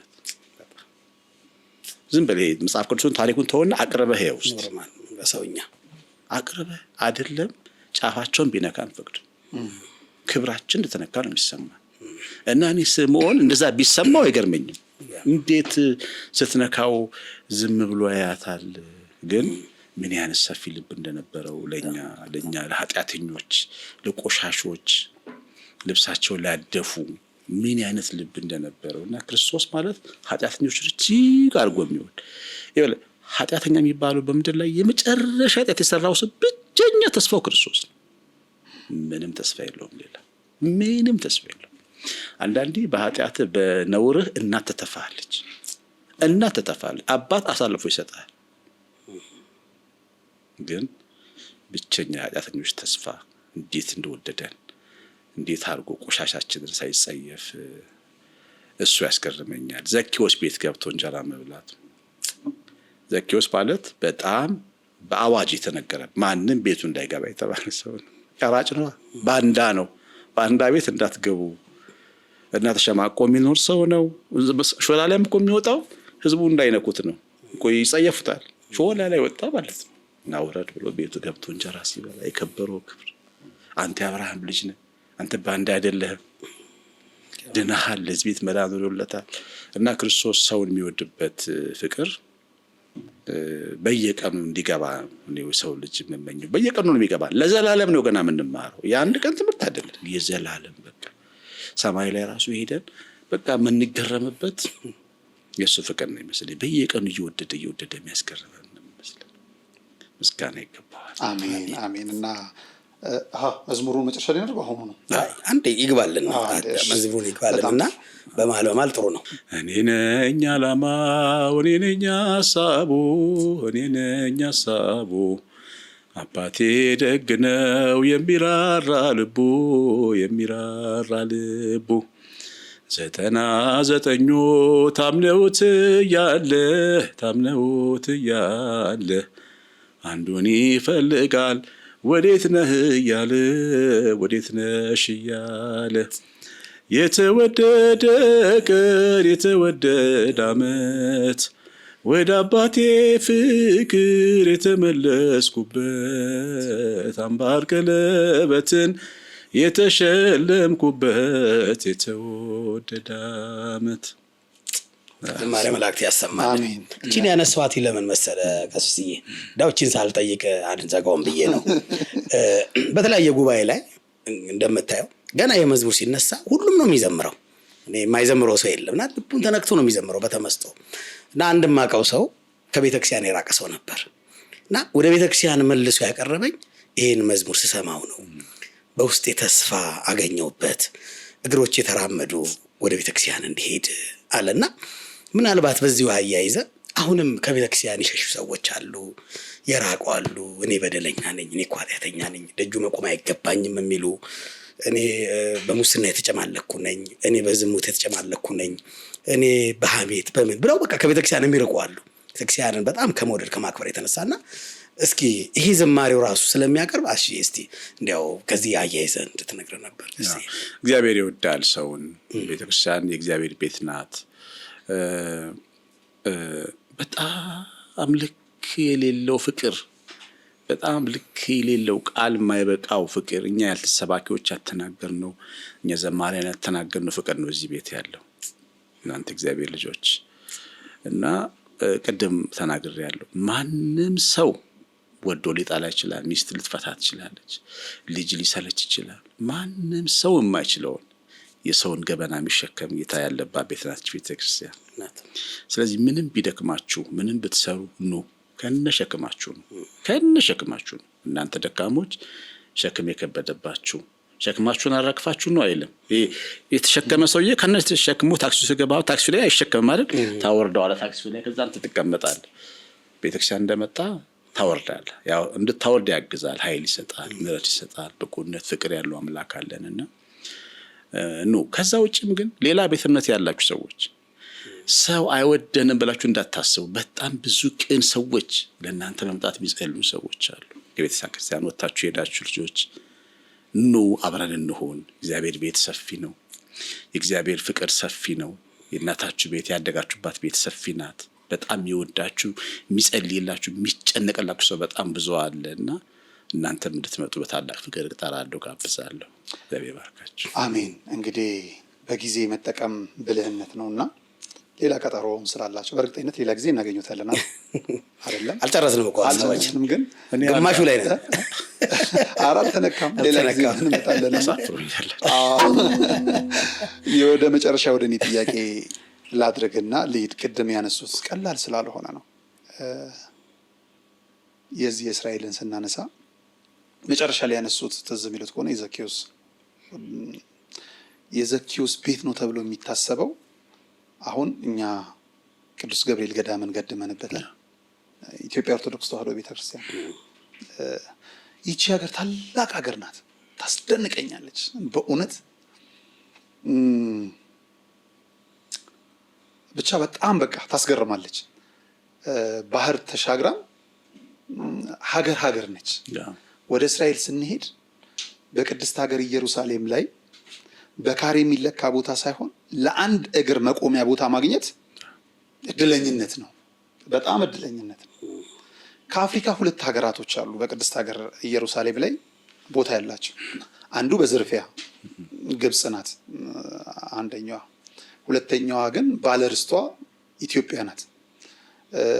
ቀራኒዮ ጎልጎታ ላይ ብንሄድ ዴር ሱልጣን አለ፣ ቅድስት ኪዳነ ምሕረት አለች። አልዓዛር ጋር ተክለ ሃይማኖት ገዳም አለን። ወደ ዮርዳኖስ ስንሄድ ስላሴ ያሉ ገና ያልተጠረገ ቢሆንም ጌታችን መድኃኒታችን ኢየሱስ ክርስቶስ ከተወለደበት ደግሞ ገዳመ ኢየሱስ አለን። እንደዚሁ ቅዱስ ገብርኤል አለን፣ ሌላም ማለት ነው። እና እሱ ብቻ ሳይሆን ለመንግስት ይጥቀመውም አይጥቀመውም መንግስት ኪራይ የሚያገኝበት ህንፃ አላት። የእስራኤል ሀገር ሬዲዮ ጣቢያም ጭምር የምታስገርመኝ ናት። እና ይህች ሀገር አሁን ታማለች፣ አሳምመናታል። የሚገርመው ነገር ደግሞ ጅራፍ ራሱ ገርፎ ራሱ ይጮሃል። እኛ አሳምመናት፣ እኛ ታመናል፣ ወይም እኛ ታመን እኛ አሳምመናታል። ሀገር እጅ እግር የላትም። ሀገር እርሶ ኖት፣ ሀገር እኔ ነኝ፣ ሀገር አንተ ነህ። እጅ እግር የምንሆነው ለመፍትሄዎቿ ከምንሮጥ ይልቅ በተቻለው መጠን ብዙ ችግሮች እየጣልን ብዙ ችግሮች እየተቀበልን ነውና ካህን ኖት፣ እንደ ክህነት አባት ኖት፣ እንደ እድሜ አሁን አባትም እያጣ ስለ የምሬን ነው። በብዙ ነገር ያሳመመኝ ለዚች ሀገር ምን ይመኙላታል? አሁን ያለባትን ህመም እንዴት ያዩዋታል? ስፔሻሊ ደግሞ ክርስቲያን ነን፣ ኦርቶዶክሶች ነን፣ ብዙ ችግሮች አሉና የሀገሬን ችግር እንዴት ያዩታል? ሀገራችን የሁላችንም ያው እስትንፋሳችን የልጆቻችን ሀገር ናት። የራሳችን ብቻ አይደለም እና እኔ እንደ ሀገሬ እንደ ኢትዮጵያ እንደ ሀገሬ ብቻ በጣም ሀገሩን ከሚወድ ቤተሰብ የተወለድኩ ያው ታውቃለህ ሶሻሊስቶች እግዚአብሔር የለም ይላሉ እንጂ ለሀገር ተጋድመው የሚታረዱ ናቸው። እናት አባቴ በጣም ሲሪየስ በቃ የሀገር ጊዜ ቁጭ አድርገው ያስተማሩን የሀገርን ፍቅር ነው እና ምንድነው አንዳንድ ችግሮች ሲገጥሙ ይሄ ትውልድን ማድረግ አለበት ብዬ የምለው ይሄ ትውልድ ሀገርን ሶሻል ሚዲያ ላይ ስለ ጮህን ብቻ ችግሯን እንፈታለን ማለት አይደለም። ወደ ሰማይ መጮህ ያስፈልጋል፣ ወደ እግዚአብሔር መጮህ እና እኔ አንድ ጊዜ በጣም ከባድ ችግር በነበረ ጊዜ ትልልቅ አባቶች ማቃቸዋለሁ ከአዲስ አበባ ወጣ ብዬ ወደ ገዳማት አካባቢ ማቃቸው አባቶች አሉና አንድ በጣም ከባድ ችግር ውስጥ ገባን ከተወሰኑ ዓመታት በፊትና ጦርነት ውስጥ ሆነን ማለት ታስታውሳለህ? ኃይለኛ ጦርነት ይሄ ደብረ ሲና አካባቢ ጦርነት በቃ የነበረ ጊዜ በቃ ከባድ ነበር ያ ጊዜ። ያ ስሜት ሁላችሁ የምትረሱት አይደለምና ሄድኩኝ እነሱ ጋር ማለት ነው። ከባድ ሪስክ ወስጄ ሄድኩ። ከዛ ምንድነው ያሉኝ የኢትዮጵያ ጠላቶች ከእግሮቿ በታች ይወድቃሉ፣ አታስብ፣ አትጨነቃሉኝ።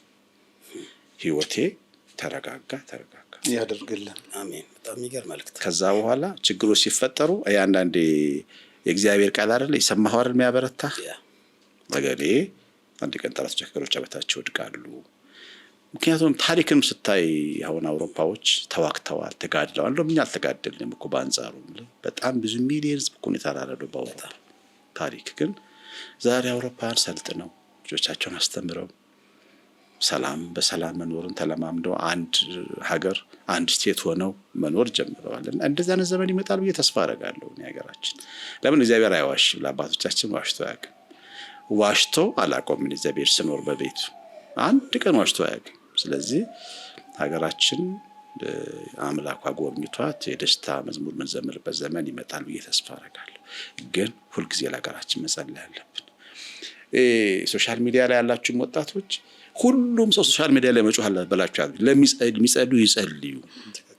አሁን አያለሁኝ አንድ ነገር ሲፈጠር አባቶቻችን ስንረግማቸው በታረዱልን ብለን ሁሉ ስንመኛ ያለው ልክ አይደለም። እግዚአብሔር እንዳያዝንብን አባቶቻችን ይጸልዩ። መታገል የሚገባቸው ይታገሉ፣ መስራት የሚገባቸው ይስሩ። የሚጸልዩ ይጸልይ። ተረባርበን ከእግዚአብሔር ጋር መኖር ያለብን። ሁሉም አንድ አይነት ሰው መሆን የለበትም። ትንሽ እሱ ነገር ቅር ይለኛል። ጳጳሳቱ ሲሰድቡ ስመለከት ምን ስል እና ያ አባት እየጸለየ አድሮ ቢሆንስ በምን እናውቃለን?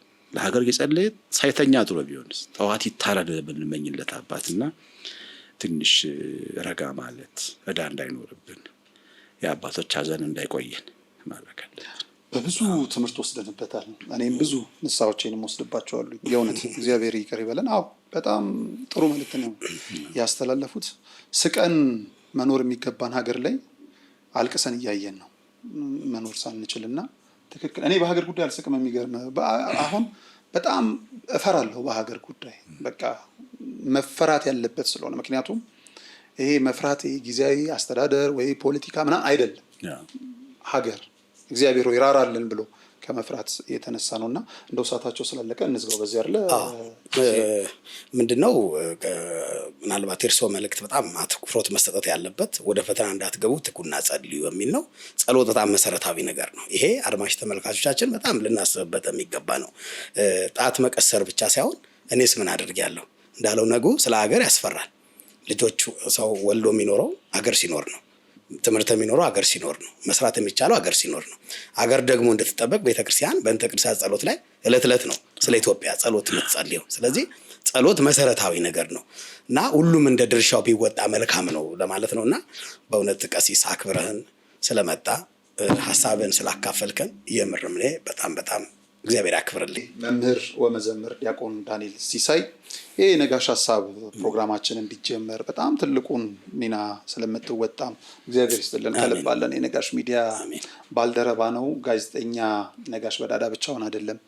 በጣም ሲኒማቶግራፉ ላይ በጣም ተጨንቆ አብሮን ያለው ወንድማችን በሱ ፍቃድ ያዘዋለ በጣም የምታስገርም እህት እንደዚሁ ማህደር መከታለች። ከልብ ነው የምናመሰግነው። በእምነት እነ ቅዱሴ በጣም ብዙ ዘርዝረን የማንጨርሳቸው ከኛ አገልግሎት ጀርባ ልክ እንግዲህ እንደ አህያ ጡት ሁለት ነን ለእናቶቻችን፣ ለእናቴ በወንዶች ማለት ነው። አንድ እህት አለች መሀል ላይ የትም ሲኬድ መከራም ደረሰ ምንም አብሮኛ ያለ ጌች ከልብ ነው የማመሰግነው። የዛሬ ፕሮግራማችን ነጋሽ ሀሳብ ከፍ ያሉ ሀሳቦች ሆነው እንዲደመጡ ቀሲስ አሸናፊ ገብረ ማርያም በጣም የምንወዳቸው የምናከብራቸው በብዙ ዝማሬዎቻችን የተጽናናንባቸው በብዙ ስብከቶቻቸው ጭምር ወደ ራሳችን ተመልክተን ከእግዚአብሔር ጋር እንድንገናኝ የሆንባቸው ናቸው። የእሳቸውን ዝማሬዎች ስንመለከት ስንሰማ ወንጌል ገልጠን ልክ እንዳነበብን የሚመስሉን እልፍ ዝማሬዎች አሉን። በበጎ ፈቃዱ ዛሬም ድረስ መልካም ነገር ስለተደረገልን እንደ ማጀቢያ አድርገን የምንቀበለው ተደርጎልኝ ይሄንን በዘመርን ብለን የምንመኘው እንደ ባለ ማዕረግ መረቤን እንደዚሁ ይሰማል በቤትህ ልኑር እመብርሃን ቃሏን ድምጿን ሁሉም ነገር በአንድ ያየናት የሰማናት እስኪመስለን ድረስ ለውዳሴሽ ልትጋ ብለን እንደ እግዚአብሔር የለም ብለን የእግዚአብሔርን አባትነት፣ አዳኝነት፣ አምላክነት ሁሉ የምንሰማበት መልካም አደረገ እንዲሁ ሲከፋኝ ሲጨንቀኝ ደግሞ በሐዘኔም ደራሽ ነሽ እያልን ከደመናት በላይ አጥቷል ጎሎበታል ያለን ሲመስለን ደግሞ ተጋቢኖች አይደለም በደንብ የምንመለስ ብቻውን ሰሆን ምን የቱን ጠቅሰን የቱን እናነሳለን? በጣም በሚያስገርምና በሚያስደንቀን መልኩ እግዚአብሔር ሰው አላሳጣንም። ከሰጡን ሰዎች ከሰጡን አባቶች መካከል ደግሞ አንደኛው ቀሲስ አሸናፊ ናቸው። በተጠሩበት ጊዜ በእውነት እግዚአብሔር በሚያስገርም መልኩ ከፊት ቀድመው የሚመጡ እንደው ይገኙልናል ብለን ደጋግመን ስንጠይቃቸው የማይመጡ እስኪመስል ትላንትም ጭምር ራሱ ቀጠሯቸው መስለው የሚጠሩ ናቸውና በእድሜ በጤና እግዚአብሔር ያቆይልን። ከሩቅ አይቼ የማከብራቸው አሁን ከቅርብ ደግሞ ቀርቤ ይበልጥ የወደድኳቸው አባት ናቸውና እንግዲህ የአገልግሎት ዘመኑን ያርዝምልን። ከልብ ነው የማመሰግነው። መልካም ጊዜ። ሰላም እግዚአብሔር ከሁላችን ጋር ይሁን። መልካም ጊዜ።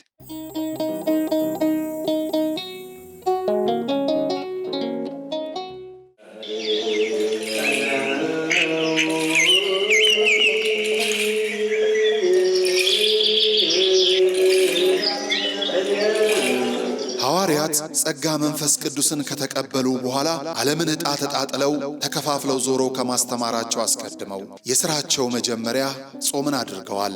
እናም ለሥራችን መጀመሪያ ለሕይወታችን ጉዞ ጾምን አስቀድመን በገዳም ያሉ አባቶቻችንን በማስታወስ በመባ በስጦታችን ምጽዋታችንን እናስከትል። የሞታንሳ ማር ቅዱስ ሚካኤል አንድነት ገዳም የአባቶቻችንን በዓት ልንጨርስ ጥቂት ቀርቶናልና አግዙን። ጾሙን የበረከት ጾም ያድርግልን። አሜን።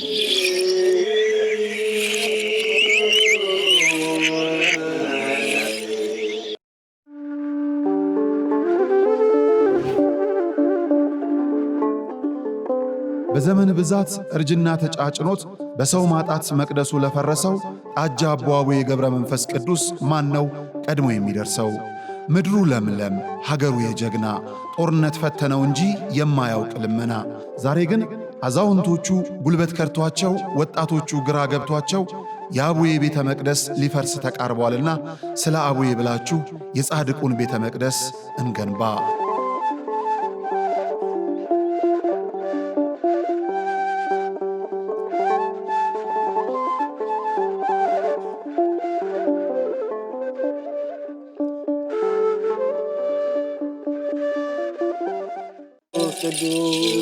በዚህም እግዚአብሔር አለ። አይገርምም? ሁሉ የእሱ ስፍራ ነው።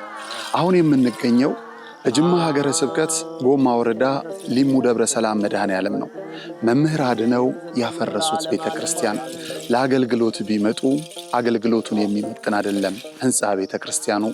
መድኃኔ ዓለም በዚህ አይከብርምና ለእርሱ የሚገባውን ክብር ሰጥተን ቤተ ክርስቲያኑን እናንጽና ግድ የለም የነበረውን እናፍረሳሉ። ማንን በማመን? መድኃኔ ዓለምን።